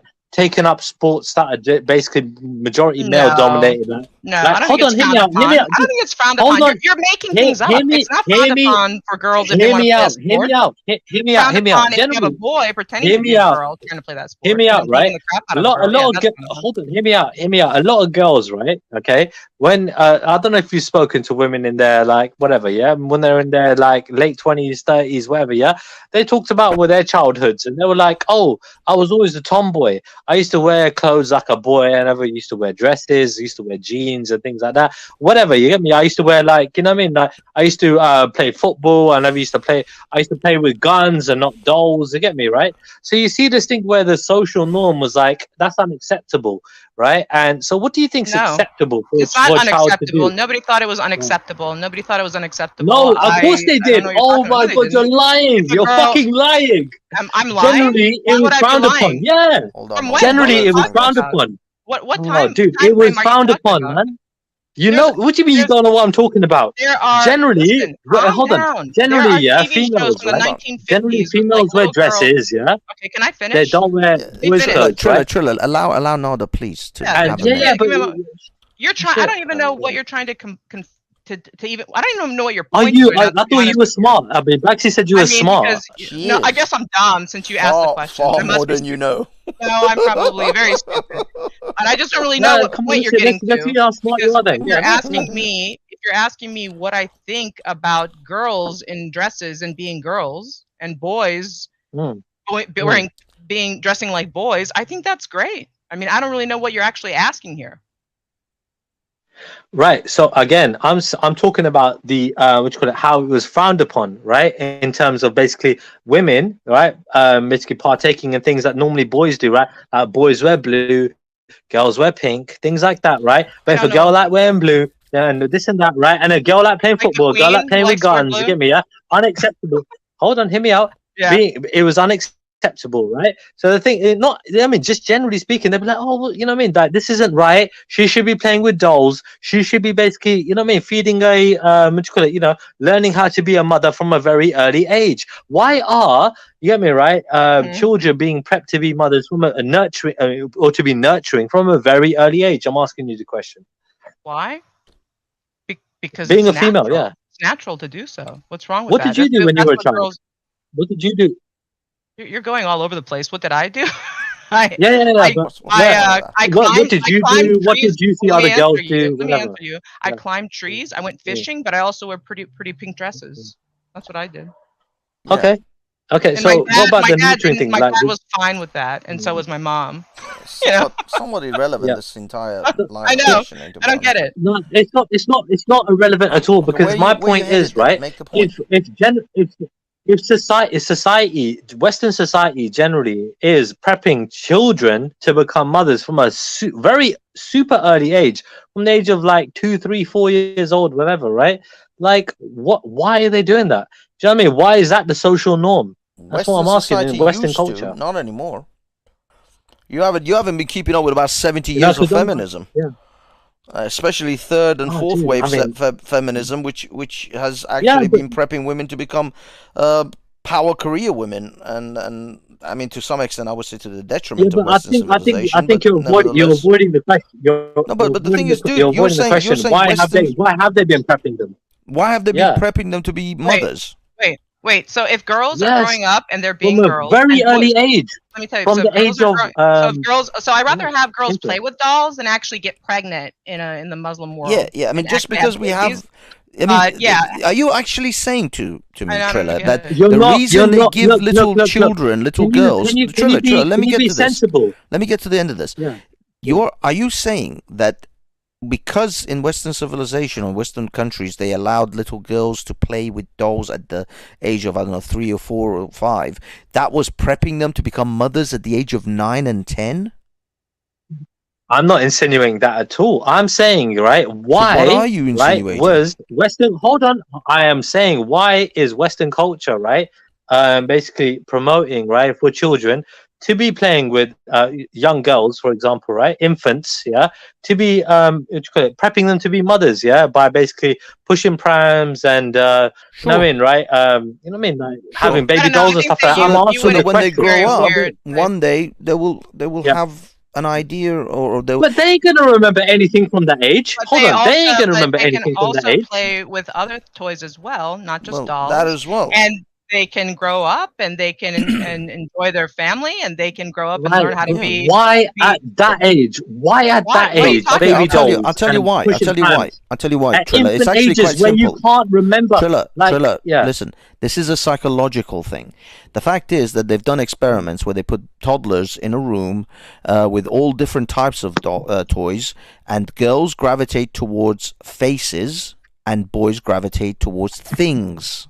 That is the nature of boys and girls. Boys like things like, I don't know, blocks and trucks and planes and cars, whilst girls gravitate towards dolls with faces, because women are much more sociable than men. Men are a lot more, about building things and making things. Women are about nurturing and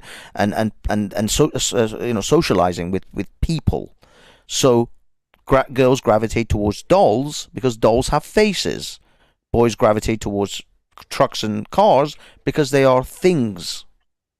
That's just a basic human psychology which they experiment. What about the tomboy? Hold on. What about the tomboy then? Because again, those are many exceptions to the rule. They're not the rule. We don't make generalized. We don't build societies based on the exceptions to that society. We make societies there's something wrong with those exceptions. No, there's nothing wrong with it. There's nothing wrong with them. It's just that there are feminine boys and there are masculine girls.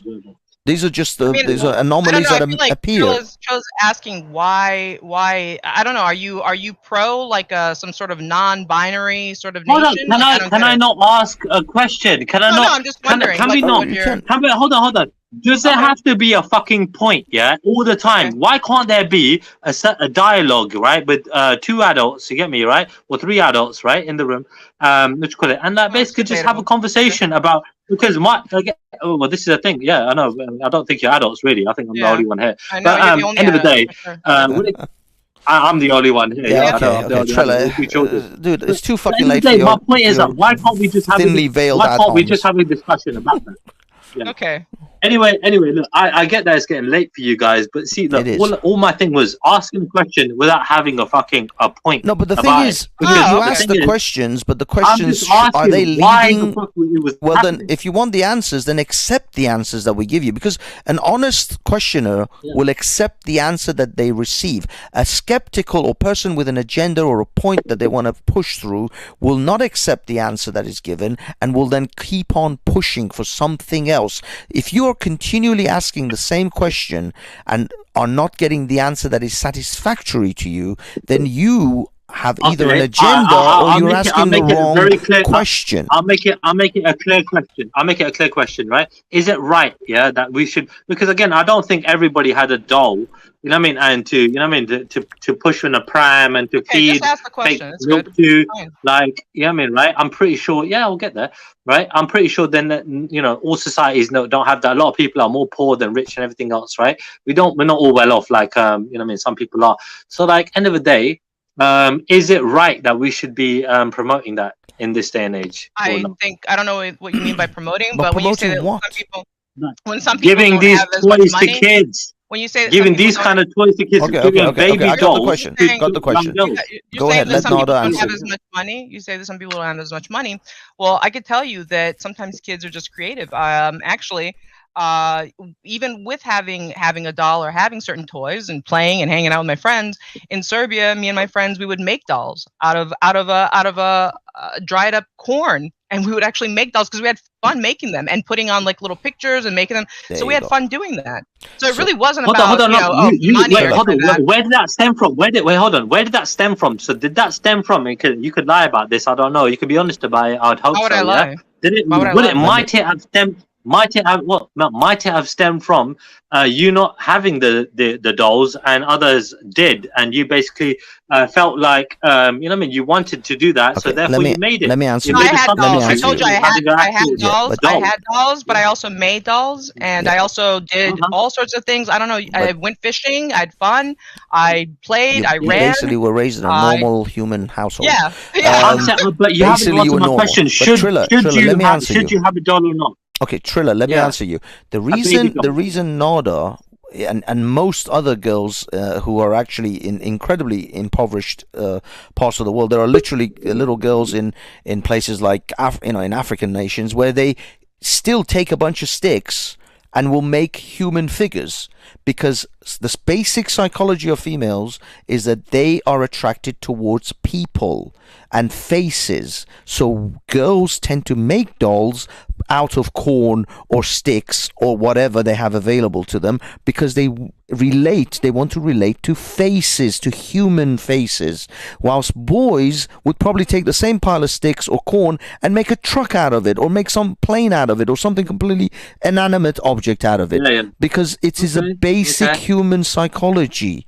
And that's all it is. It's not that she was groomed into somehow wanting dolls or not wanting dolls. It was just, it's a basic human makeup. You're not answering the question. The question was, should we be giving kids, infant children, little girls, dolls and prams, and it doesn't matter what they should or you shouldn't. If you take a pile of toys and stick it in the corner of a room, the girls will be attracted towards one type and the boys will be attracted to a different type. That's just how it is. They've literally done experiments on this. And that is what the results are. Again, you're not answering the question, bro. Please answer the question. Should we or shouldn't we, bro? Trilla, buy the toys that your kids want. That's what you should do. If they like to, if they have a doll they like, and you buy them a doll and they want to play with it, great. If they have a doll and they don't like to play with it, they don't have to play with it. What do you mean? What they want, bro? They want sweets. They want candy. It doesn't mean you should give it to them, bro. What do you mean? What they want? You give a child what they need. We're talking about toys here, dude. Even toys. People want the toys that are good for them, right? What happens? Even in a prison, like you ban something, they learn how to make mash, make stuff. They make themselves. They'll just simply make it, dude. What are you talking about? We're talking about toys. Creative is different from giving something to somebody. Listen, Trilla. I mean, clearly you're not a parent. You should. Not every toy is an educational vehicle. I've got nephews and nieces. I've got nephews and nieces. But the thing is, of them. Right. Trilla. Not every toy. I mean, God knows what kind of toys they get from you from their birthdays. But not every toy has to be an educational moment. Look. They get like educational shit from me. Okay, listen, my nephew, love him to death, and occasionally I try to buy him a toy that is educational, like one of those star things that shows you the constellations on his ceiling when he's in his room. But on the other times, I buy him a football or something that he can just have fun with, because not every toy has to be educational. Sometimes it can just be fun. Sure. That's it. Sure. Oh, I'm sorry, Peter is back, but I'll be honest, we're talking about infants. We're talking about infants now. We're talking about infants. But toys generally relate to socialization. And so what Banks was saying is there were girls usually will gravitate to something with faces. There you go. That's where you have the dolls. And then for boys, there's different things that they can handle or throw or utilize, like as a tool. Yeah. So they gravitate to those sort of puzzle sort of things. And so that's just what they do. And it's all part of socialization, and it's all healthy and it's fine. So but at the same time, that doesn't mean just because a little girl plays with a doll that doesn't mean that she's being prepped to be a child bride. You have to understand the difference. See, that's what we're saying. It's like I don't get the correlation between see again, you're right. But it looks like it, doesn't it? Right? Well, I'm glad you said it because I didn't want to say it. Why? So Why? you said it, right? Being prepped to be a child bride because no, but I'm saying that's what you're getting at. So that's why I'm cutting to the chase. Hold on. But again, right? But you thought I was getting at that. I didn't say it. Yeah, I know. So like, end of the day, right? No, it was your assumption, right? Oh, end of the day, right? You were basically hold on. Your assumption was right. It might be insinuating, right, young children, right, to basically become, mothers from an early age. So this is the thing. So that I'm thinking to myself, why would the Western cultures, be promoting this stuff in, the 1990s and everything else? Because this is when I grew up, and toys were, out there and this and that, right? Like baby dolls and all that stuff, right? And I'm thinking to myself, that's a weird thing to do. Do you know what I mean? So like, it's just weird to me. I'm just asking questions, weird, so I don't know what you mean. Okay, guys. I think it's weird. Yeah, I'm going to let you guys go. I'm going to get out of here. Take it easy, everybody. This has been thank you so much, Nada. Thank you for coming. It's always lovely talking to you, though. Thank you. Bye-bye. It's been a while. Okay, guys, I'm going to give Peter a go. Let him have a minute or so, and then I'm just going to get final thoughts, and then that's it. I got to get some sleep, dude. I got 6 hours of sleep that I might get. Go ahead, Peter. What was it that you wanted to say? I'm sorry it took so long to get you on. Peter? Peter? Is he there? I think he gave up. He left. I think his second name might be Pan. Okay. Triller, give me your final thoughts, mate, and then we'll wrap this up. All right. So look, my final thoughts with that whole doll thing, right? Again, so it's not about being child brides, right? My thing was basically trying to think that, look, with this whole feminism thing, this new age feminism stuff, right? The thing is, like, modern day culture and everything else, they try to probably promote, right? Teenagers, get me right? And, people having kids and this and that, right? From, being childbearing from an early age in that regard, right? So the thing is, it's like, because again, you see that a lot more often than not in this Western culture, especially, right? So basically, they got the choice whether they want to have kids late, and they either have them really late or they have them really early. Do you know what I mean, right? Mm-hmm. So, it's rarely, I think, in between. You know what I mean? It happens obviously in their 20s as well, don't get me wrong. So when it comes down to it, I'm thinking to myself, knowing that this sort of subconscious, like, I don't know, you could say subjugation or indoctrination or whatever, is being instilled in people, I'm like, what's going on? Why are you giving certain toys to certain people, and at a certain age, you get me, right? And it just makes you question it. I don't know why. I've not thought of it more than 15, 20 minutes ago, that's it. I just thought of it, and I was just jumped on. But the thing is, how does that lead to, like, whether it's agreeable to marry a girl off at 9 or 10 years old? Because that was the central question and the central discussion tonight. And yet, your whole thing is either number one, a red herring, or a complete straw man, or just a distraction from what the conversation was. It's just a left field thing. No, it's not a distraction. How does it tie into child marriage? Right. Okay, look, when it comes down to it, right, like Nada said earlier, right, she don't like people talking bad about Christianity, but she ain't got no fucking problem talking bad about Islam. Do you understand? So she's a fucking hypocrite in that regard. Do you get me, right? Yeah, no, totally. No, dude, no, so when it comes down to you see the difference. What you don't realize is that Nada may not like people talking about bad about Christianity, but she still believes in their right to have their opinion about Christianity. But Muslims, on the other hand, they don't like you talking about. They don't mind talking shit, by the way, about Christianity, but they don't like you talking about shit about Mohammed or Islam. But if they had the choice, they would take your freedom away from you to discuss Islam. That's the critical difference between Nada and Muslims. Banksy, look, I generally jumped on today to have a conversation with you, right? It was generally like out of just the thing is, like, it was, look, I don't mind talking to you because I find you quite you can be quite reasonable. You get me, right? If you choose to be, right? So like the thing is, look, dude, you know, like I said earlier before, right? They're taking away our freedoms in society, right?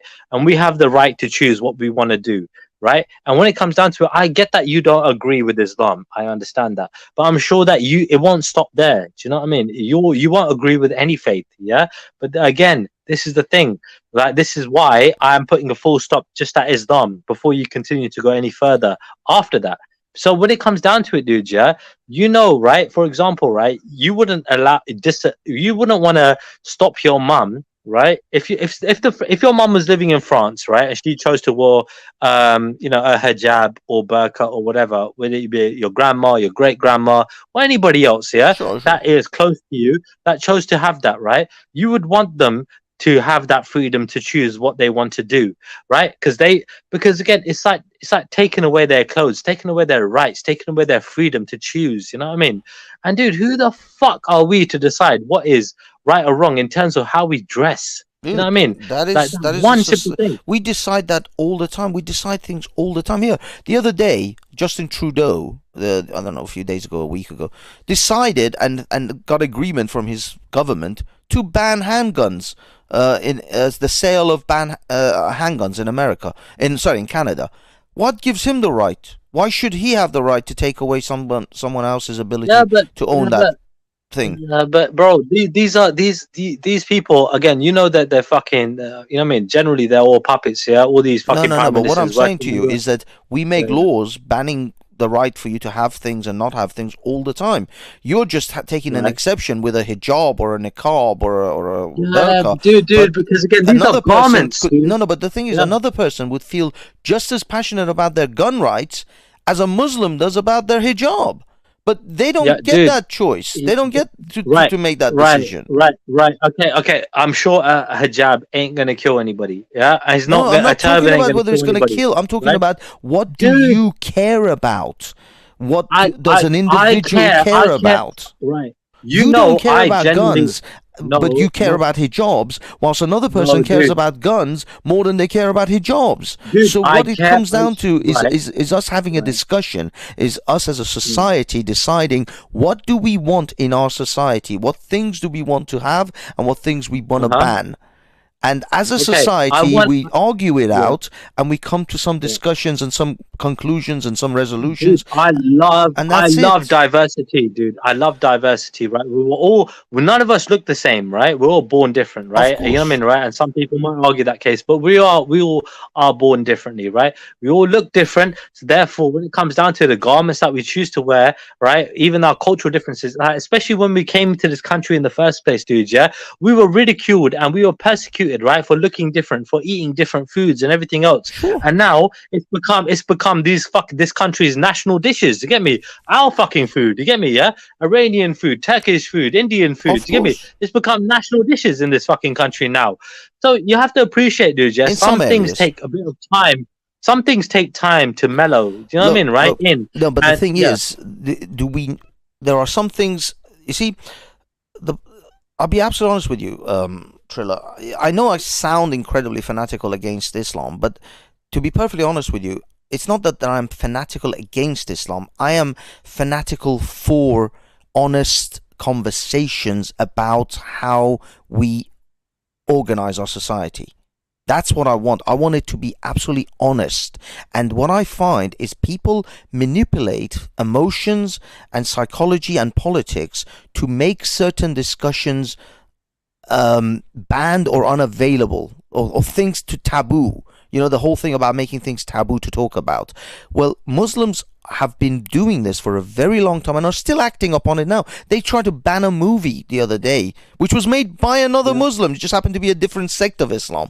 So that happened with the Sikhs, bro. The Sikhs done the same thing, bro. They have the state, bro. We got the same people. I know. Bro, the Sikh people, when Nanak Shah Fakir came out, right? I watched that movie on the first day it came out, because I knew it was going to get banned within a few days. And it got banned within 2-3 days. Yeah? I think that's unacceptable as well. There should have been a. I was glad that I was one of the few people. I was one of the few people in the world to see the original movie. Yeah, the way it was made originally, right? Yeah. And it was really well done. And I was moved. You know what I mean? At the end of the movie, I had a few tears coming down my eyes. I was moved by it completely. So, like, the thing is, dude, yeah, it's like, and then you got these people that are protesting against it because they disagree to this and that, and you knowing that their level of education is probably fuck all. You get me? They're just jumping on the bandwagon, talking shit. But I get that there are dickheads everywhere, bro. But look, what I'm trying to get to you is, I'm trying to convey, is that I want all of us. Number one, there should be no sacred cows. There should be no taboo subjects to discuss. If we want to organize a society based on our conversations, based on our agreement on do's and don'ts and what's good and what's bad for our entire society, then no subject should be off the table, and no subject should be without criticism.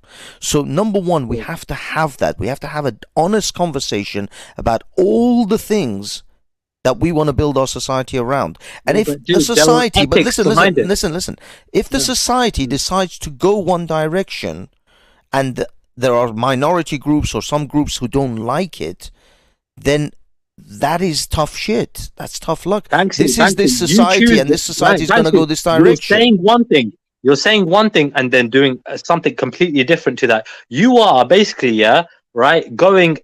You're working with certain groups that choose to use fucking things like violence and threats and everything else, right, to promote their agenda, right? So which a fact, right? Hold on, hear me out, right? So you, all right, have been basically working with people like Mani Cinder and people like Raj, right? And end of the day, right, those two people in particular, right, have been doing nothing else but to try their absolute best to shut me down, to try and basically have an echo chamber online. Hold on, hear me out. Hear me out. No, when you're saying violence, because you use the term violence, how is Mani Cinder and Raj have ever used violence on anyone ever?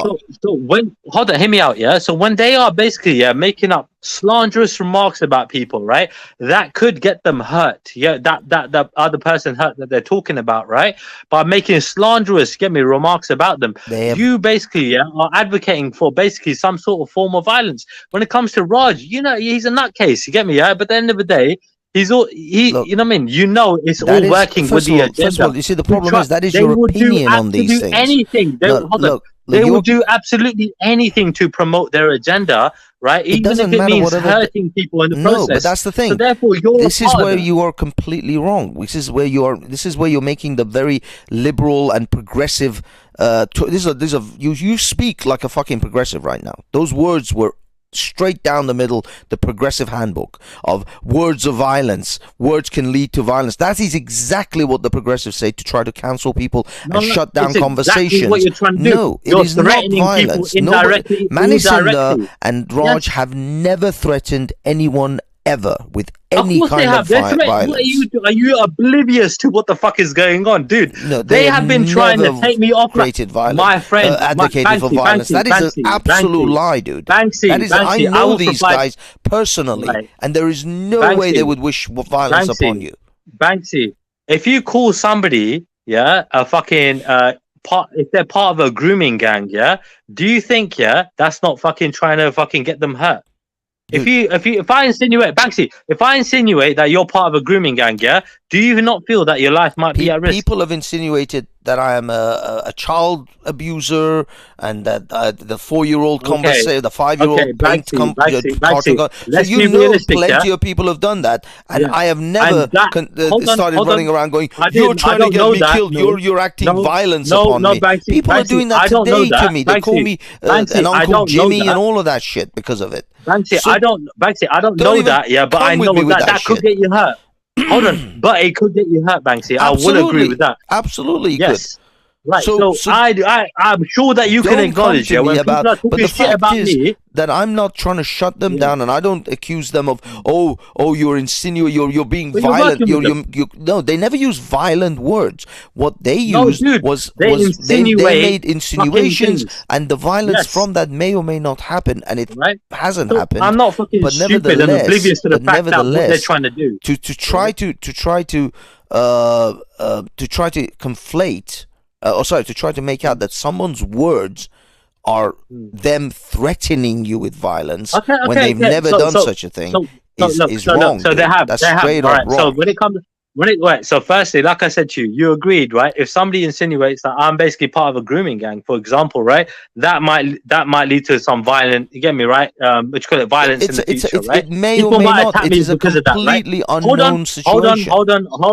Hold on, right? You just said, right, people have said shit about you and that might lead to violence, right? So it's the same thing. So when it comes down to Raj saying, yeah, that he could get me jumped by some fucking gang, yeah, some Punjabi Sikh gang or something like that, right? End of the day, it's the same thing. You know what I mean, right? So first of all, I've never heard Raj ever say that he's going to have some Punjabi gang. I'm going to make a show about it. Yeah, and it's already been done. It's on Maku's show from last week. Fine. Yeah. Dude, you go back on Maku's show, right? General Sniper TV. Not this week, not this Saturday. 2 weeks ago on the weekend, right? It was there, and I'm gonna show it up anyway, right?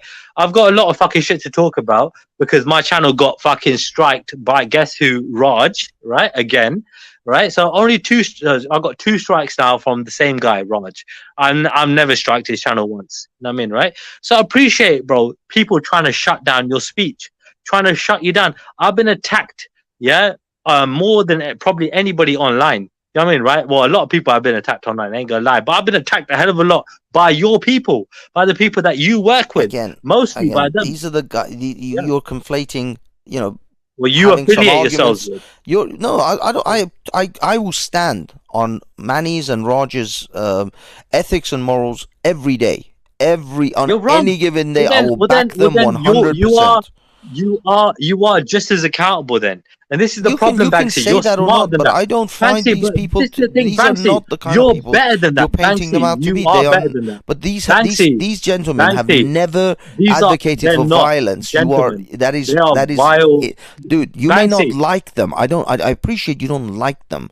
But to say that they have advocated violence upon you is wrong. Yes, they have. It's just out and out wrong. They've threatened so many people, right? Don't get it twisted. Not just me. I honestly don't. I would love to see your evidence for that, but I will never. I've got it, dude. I've got it, dude. Yeah, and end of the day, look, end of the day, Banksy. Yeah, just hear me out. Yeah, look, honestly, yeah, look, you're not a fucking dumb guy, right? And I said this on Jedi's the other day. I don't think you're fucking. You know what I mean? You're dumb. Other people were saying you're dumb. You're this and that. I said, no, he's a smart guy. I think you're a bit biased. Obviously, you have your biases, and I understand why, right? You had bad experiences. I get it, right? But when it comes down to it, Banksy, right? Don't be disillusioned, right, by thinking that joining a bunch of fucking racist people is going to help you in any shape or form, or help anybody else. You know what I mean? It might get you it might get you the limelight, it might get you the spotlight. But end of the day, Banksy, I appreciate that you're just another token. And that's all you're ever going to be to these people. You're never going to be one of them. And nobody gives a fuck about you. They don't give a fuck about you. Do you know what I mean? Especially them. Well, I mean, we have very different perspectives on that. I mean, that's the thing. But I mean, I'm not talking about. I mean, I don't know who you're referring to when you say these people. Are you talking? I'm talking about the people the rallies that you go to. If you're talking about Tommy Robinson and all of that, that's. I mean, from my perspective, I think I've made my opinions about what I think about Tommy Robinson perfectly clear. I have no problem with his campaigns in the early days of the EDL about highlighting grooming gangs. He was part of the BNP, the British National Party. He's part of the EDL, bro, the English Defence League. He's a fucking scumbag, dude. You've seen all the fucking shit that's going on. Hold on. He's got a gambling fucking addiction, right? He's got a fucking coke addiction. He's got alcohol addiction. He's got a fucking prostitute addiction. Dude, we did a whole He is spending all this money that you are raising up for him. You are raising awareness for people like Tommy Robinson. I'm not Hold on a second.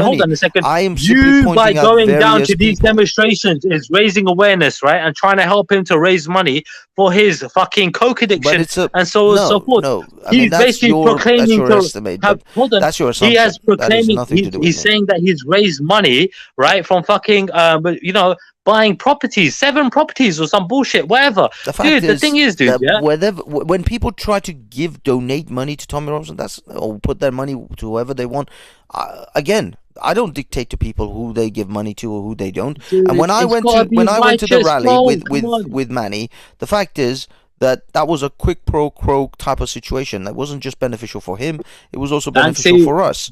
We didn't go there just as some altruistic thing for Tommy. Banksy, be like me. Just be independent. Be a fucking lone wolf. Be a fucking tiger. Just do your own thing, bro. Fuck these people.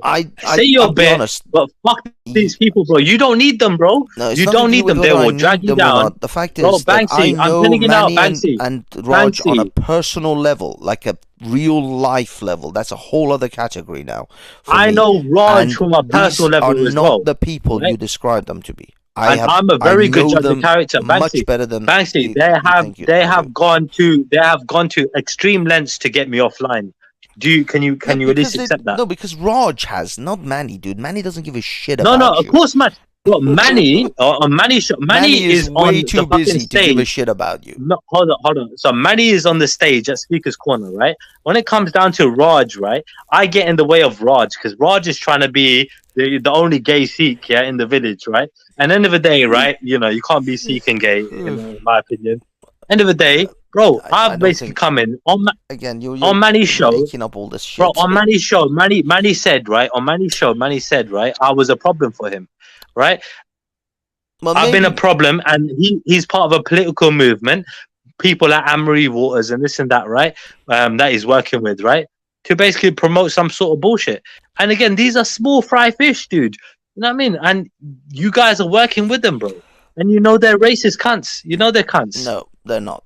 I mean, again, if you're talking about Manny and Raj, I know them on a level that I would totally disagree with that. But I mean, if you're talking about the Tommy gangs, we had a person on our show with Manny. By the way, I don't know if you know. Is it Open Your Eyes? I forgot his handle.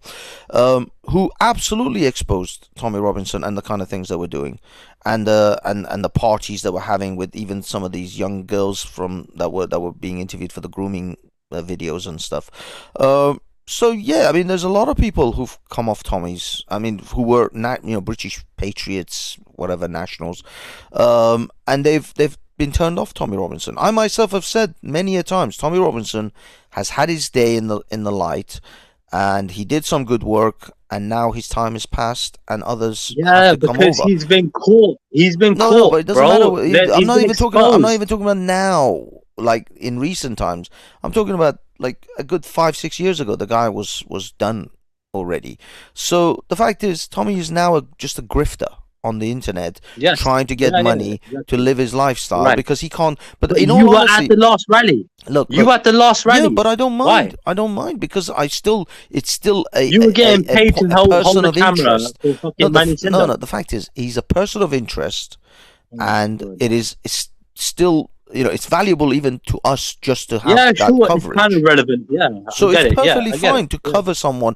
I'm not passing an opinion by simply covering the footage. I'm simply covering an event that is of interest to people. It's an event that is of interest to certain groups of people, and we're covering it. That's it. The best thing is though, when people are just irrelevant and you want them to remain irrelevant, it's better not to give them any attention at all. Well, that's but you're expressing then your personal opinion on but Tommy, whether it's irrelevant or irrelevant. That is not my judgment. I don't judge Tommy that way. So you're saying he's irrelevant. You just said a minute ago, 6 years ago, he's irrelevant. Yes, but he's still a person of interest. When he holds some kind of big rally like that, he's irrelevant. And why do you want to give him any relevance? Because it's still worth doing. Because the mainstream media wouldn't. These people, look. The thing is, Triller, you think that by my camera not pointing to them or BBC's camera not pointing to them, that they suddenly just disappear. They don't disappear. They don't vanish, poof, into thin air. They still exist. It's just that other people will cover them, and other people will give them oxygen or promote them or do whatever it is that they need to do. These people don't go away, but having a more neutral stance rather than having a very biased towards him stance of a video produced for Tommy's interest is better. It's better to have a neutral video. I would rather go there and record everything from start to finish without editing, rather than having bias people, only the people supporters of Tommy, that will then edit their videos to suit his agenda.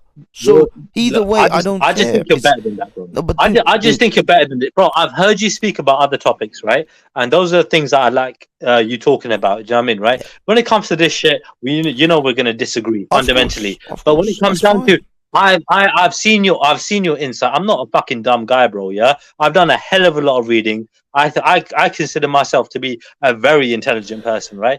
Because again, you know what? It's only because I've been drinking. It's not because, you know what I mean, that I haven't been articulating myself as well as I could be, right? But don't get it twisted, dude. Yeah, bro. Trust me, not a lot of people can fuck around. You get me, right? When it comes down to what I know, right, and how, you get me, yeah, and who I know as well.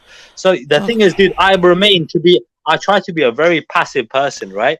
But when it comes down to it, dude, yeah, appreciate this, dude, yeah. Like, this is small shit, and I want to keep it as that. But bro, when it comes down to fucking you don't need to be involved in this. You're better than this, and you're bigger than this, yeah. So I implore you, do your own thing, because I'm telling you now, yeah, you staying with these people is only going to hold you down, and I'm just telling you. As my personal opinion. That's fine. Right, that's fine. I mean, again, you know, you have your perspectives, and you know what you know, and I know what I know, and I know these people that I'm dealing with. As I say, I personally think I know them on a much deeper level than you will ever know them, and I know them on a whole other level when it comes to the internet. Well, you don't want a bunch of I myself men around you, bro. You don't want a bunch of yes men, bro. You want a bunch of people that are gonna disagree with you, bro. Listen, you get me? It's a more challenging environment, bro. Why do you want to be around a bunch of yes men? Again, at the end of the day, the main thing we can take away from this is that we will, as individuals, make our own judgments about how we wish to live our lives, and we will then live with the consequences of those decisions, and I think that is the only way that we're going to leave this, because I will fundamentally and categorically disagree with you about your categorization or characterization of Mani Sinder and Raj. I simply will not be able to agree with you on that based on what I know. You were absolutely violated by Mani Sinder the other day. The guy told you on his own show that you're scumbag, you're this, you're that, because you were basically anti-abortion. Was it anti-abortion? Or it was my show, actually. It was my show that we did that. Show, and he said, yes, I'm evil. Again, you actually don't know me and how my relationship with Manny. We are on a very different level, and we actually have you just don't know. There's just so much you don't know. So I can't take that statement. I won't know, dude. I'm not kidding with you. I took that statement in the same way as I can only go by what I see. Manny and I banter a lot in so many different ways. This is not even that thing that you just said didn't even flick on my radar as offensive. But you don't, again, there's so much behind the scenes. No, but it's not about what offensive to who, to you, again, upsetting or offensive or whatever it is that you want to think. But again, it is offensive to generally people that are watching. This is the fucking internet, dude. Yeah, people are watching. That's fine. And people are either pro or against. Listen, you and I are gonna fundamentally disagree when it comes to you, as I said, your opinions about Manny and Raj, because I have an entirely different perspective, and that's fine. I don't expect you to have my perspective. So you want me to prove to you, right, that they are basically violent, no, dude. You prove whatever it is. You do whatever it is you wish to do. No. You don't believe that you've not seen it, right? No. You've not seen it. I will show you. I know they never would have actually. They will incite hatred and violence, dude. Yeah, I know them because I know their characters. Yes, they fucking would have done that, but that's okay. Yes, they would. They are literally extremists, dude. They are extremists. I can't, as I said, I can't convince you of something that you simply are. No, I'm going to convince you, and I'm not. I'm going to convince you, won't, bro. Because we're both. I'm going to make it. No, dude. Again, I'm going to make a show about it. We're on the absolute. Because again, I'm only going to go by what they have said. I'm only going to go by what they have said. All right. Yeah, that's fine. But you've already testified to Manny. You've already testified against Manny, but you're not willing to acknowledge it. Yeah, you just said, right, when people talk shit about you, saying you're this and that, yeah, that could get you hurt, right? So when people are saying shit about me, yeah, being part of a grooming gang, for example, that's what Mani Sinder. Hold on, that's what Mani Sinder was inciting. Yeah, that could get me hurt, right? So you know that. So you already said Manny Cinder, is doing that already. That's the thing. No, Manny Cinder didn't even do it even half as bad as the shit that I've been getting. It don't matter. What I'm trying to tell you is I'm not holding those people accountable. And when I actually looked into and again, someone in the chat said something about when the Fat Hippo talked about me in a slanderous way. I was looking at slander laws, and if you think you've been slandered against, you should talk to a lawyer about being slandered and what you can do towards slander. But that's what I mean. The fact is that if you do feel that that someone has slandered you, then there are avenues to take. Mate, I'm not like your friend Raj, who likes to. I'm not like. How would you feel if I fucking struck your channel? How would you feel if I struck your channel and you weren't able to speak anymore? I don't want to. No, it's not me. Hold on, I'm giving you a hypothetical. At the end of the day, I don't like it. I don't like it when Raj has struck my channel twice, and I can't speak, for a little while. You know what I mean, right? Yeah. Guidelines. Well, you wouldn't like it if that happened to you. Nobody likes. But again, this is the. Wait, hold on. This is the people that you're dealing with, dude. People want to shut down your speech. People don't want to hear you speak. They just want a fucking echo chamber. This is one thing I like about you, Banksy. You give people the opportunity to speak, like you done today with me. Banksy, I don't want to take up any more of your time. Yeah. Thank you for your time. Have a good night, mate. And, I'm gonna switch over. Cheers. Bye bye. Peace. Peace.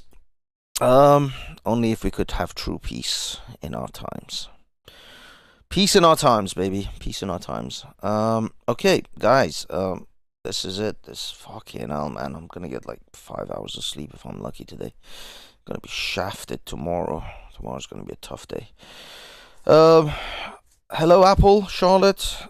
Blessings and love and all that. There's so many people in the chat that I'd just like to say thank you for everyone for coming. I'll be honest, I'm sorry if I can't call out all your names. I believe Amir Masid. I don't know. This person strikes me as potentially someone I know, actually, who's running a little troll here. But good on you. I can't believe Jordan name fucking showed up in the text. He listens to this shit. Why are you here listening to my shit if you hate it so much, Jordan? But then again, in the same way, I listen to your boring ass car Dawah too. So I suppose there's a bit of a tit for tat here. I still occasionally listen to Jordan M's fucking Valium-induced fucking streams. But occasionally he does say he's been punched in the eye by a djinn, which is gold. Punched in the eye by a djinn. Are you still being attacked at night by a boxing djinn? By a boxing djinn. Jordan. Oh, that's amazing. I mean, if anyone can be a testament for how retarded Islam can make you, Jordan M would literally be one of those people that you can see a reasonably well-educated middle-class Englishman, spiral downwards towards moronic fucking eye-punching jinns. I mean, how can that even be a thing? How can you literally get to a point as a middle class, possibly even privately educated Englishman to start spouting Wassalamu Allahu Akbar, mashallah, I am worried about the jinns at night coming over. I'm surprised they didn't tickle your winky or do anything other sexual with you. It's like the domestic abuse of jinn. Yeah, exactly. Jinn and the domestic abusing jinns. I mean, fuck me. Fuck. How is that a thing? How is that a thing? How can a human being spiral that much into delusion and insanity? I honestly don't know. That's fucking hell, man. Oh man, I don't know. But I mean, it is what it is. It is what it is. You do you, boo. You do you. You live with those just. It's like Jordan M. I can just imagine if this jinn keeps continuously domestically abusing him, he'll be on a stream with like a black eye, and someone will go, "What happened, Jordan?" "Oh, I fell and I hit my face on the table, coffee table." He starts making excuses like battered wives about how this was an accident. The neighbors will be listening through the doors as he has arguments with the jinn. They start throwing plates. Fucking hell. This is fucking insane. How is this a thing? How is this a fucking thing? And you think these trans-testicle people are nuts? You should try some of these domestic abusing jinns. Fucking hell. Oh, fuck. Apple, you took me down this road. It's your fault. I didn't want to say anything. Holy shit, man. These people, this bollocks they believe in. I don't know, man. Live your life. Try to be happy. It's a short fucking life, man. I've recently talked to a few friends. One of my friends, his father died. His stepfather, should I say, recently just passed away. His auntie died a month or two ago. And you start to think, life is fucking short, man. It's way too short to spend it worrying about trivial bollocks and jinns kicking your ass in your bed. But then I suppose if the jinn is actually kicking your ass, that might be something you have to deal with. You have to deal, because you can't have a fucking domestic abusive jinns. Do not accept domestic abusive jinns. Please dial 0800 666. Are you being abused by a jinn kicking your ass at night? We're here to help. Fuck me. Yeah, Triller, don't get hung up on Raj and Manny so much, man. Trust me, they're not thinking of half as much about you as you are about them. Love yourselves, guys. Guys, just, love your loved ones. Go see your mother if you haven't for a while. Go see your uncles, aunties. Trust me, they're gonna be gone far sooner than you think. Kneeing your ass. Jin's kneeing my ass. That's right. That's right, Mark Smith. Jin's kneeing my ass. Yeah, guys, seriously, I'm not joking. Go see a relative that you haven't seen for a long time. If you have grandparents still alive, trust me. Trust me, you'll miss them when they're gone. You will miss them when they're gone. And time is the only commodity that matters in this world. Time is the only commodity that matters. All the things that you have in your life mean nothing. Time is the only thing that matters. And spend it wisely, people. As I get older, and I saw a Sylvester Stallone speech on TikTok, actually. Follow Sylvester Stallone on TikTok if you haven't, because he's awesome. But if you ever follow, if you listen to him, he says, as he gets older, the only thing that he found precious, and truly the only thing that matters in the universe, is time.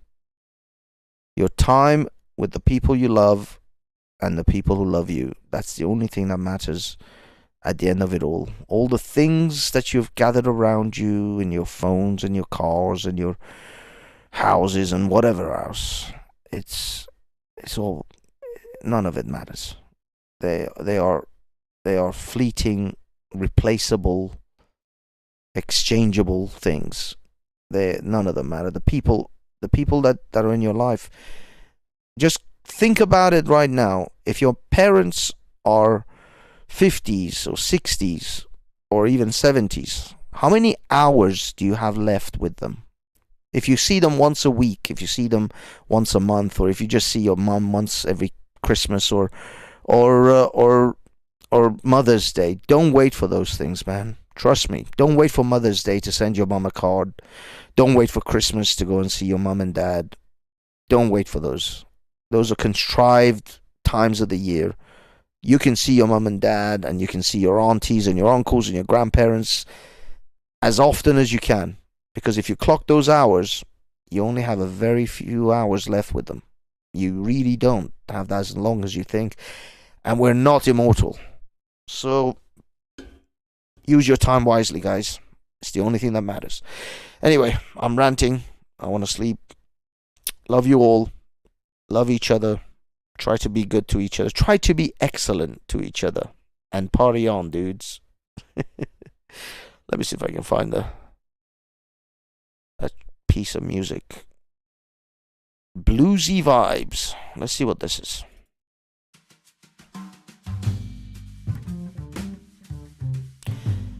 Take care, my darlings. Peace.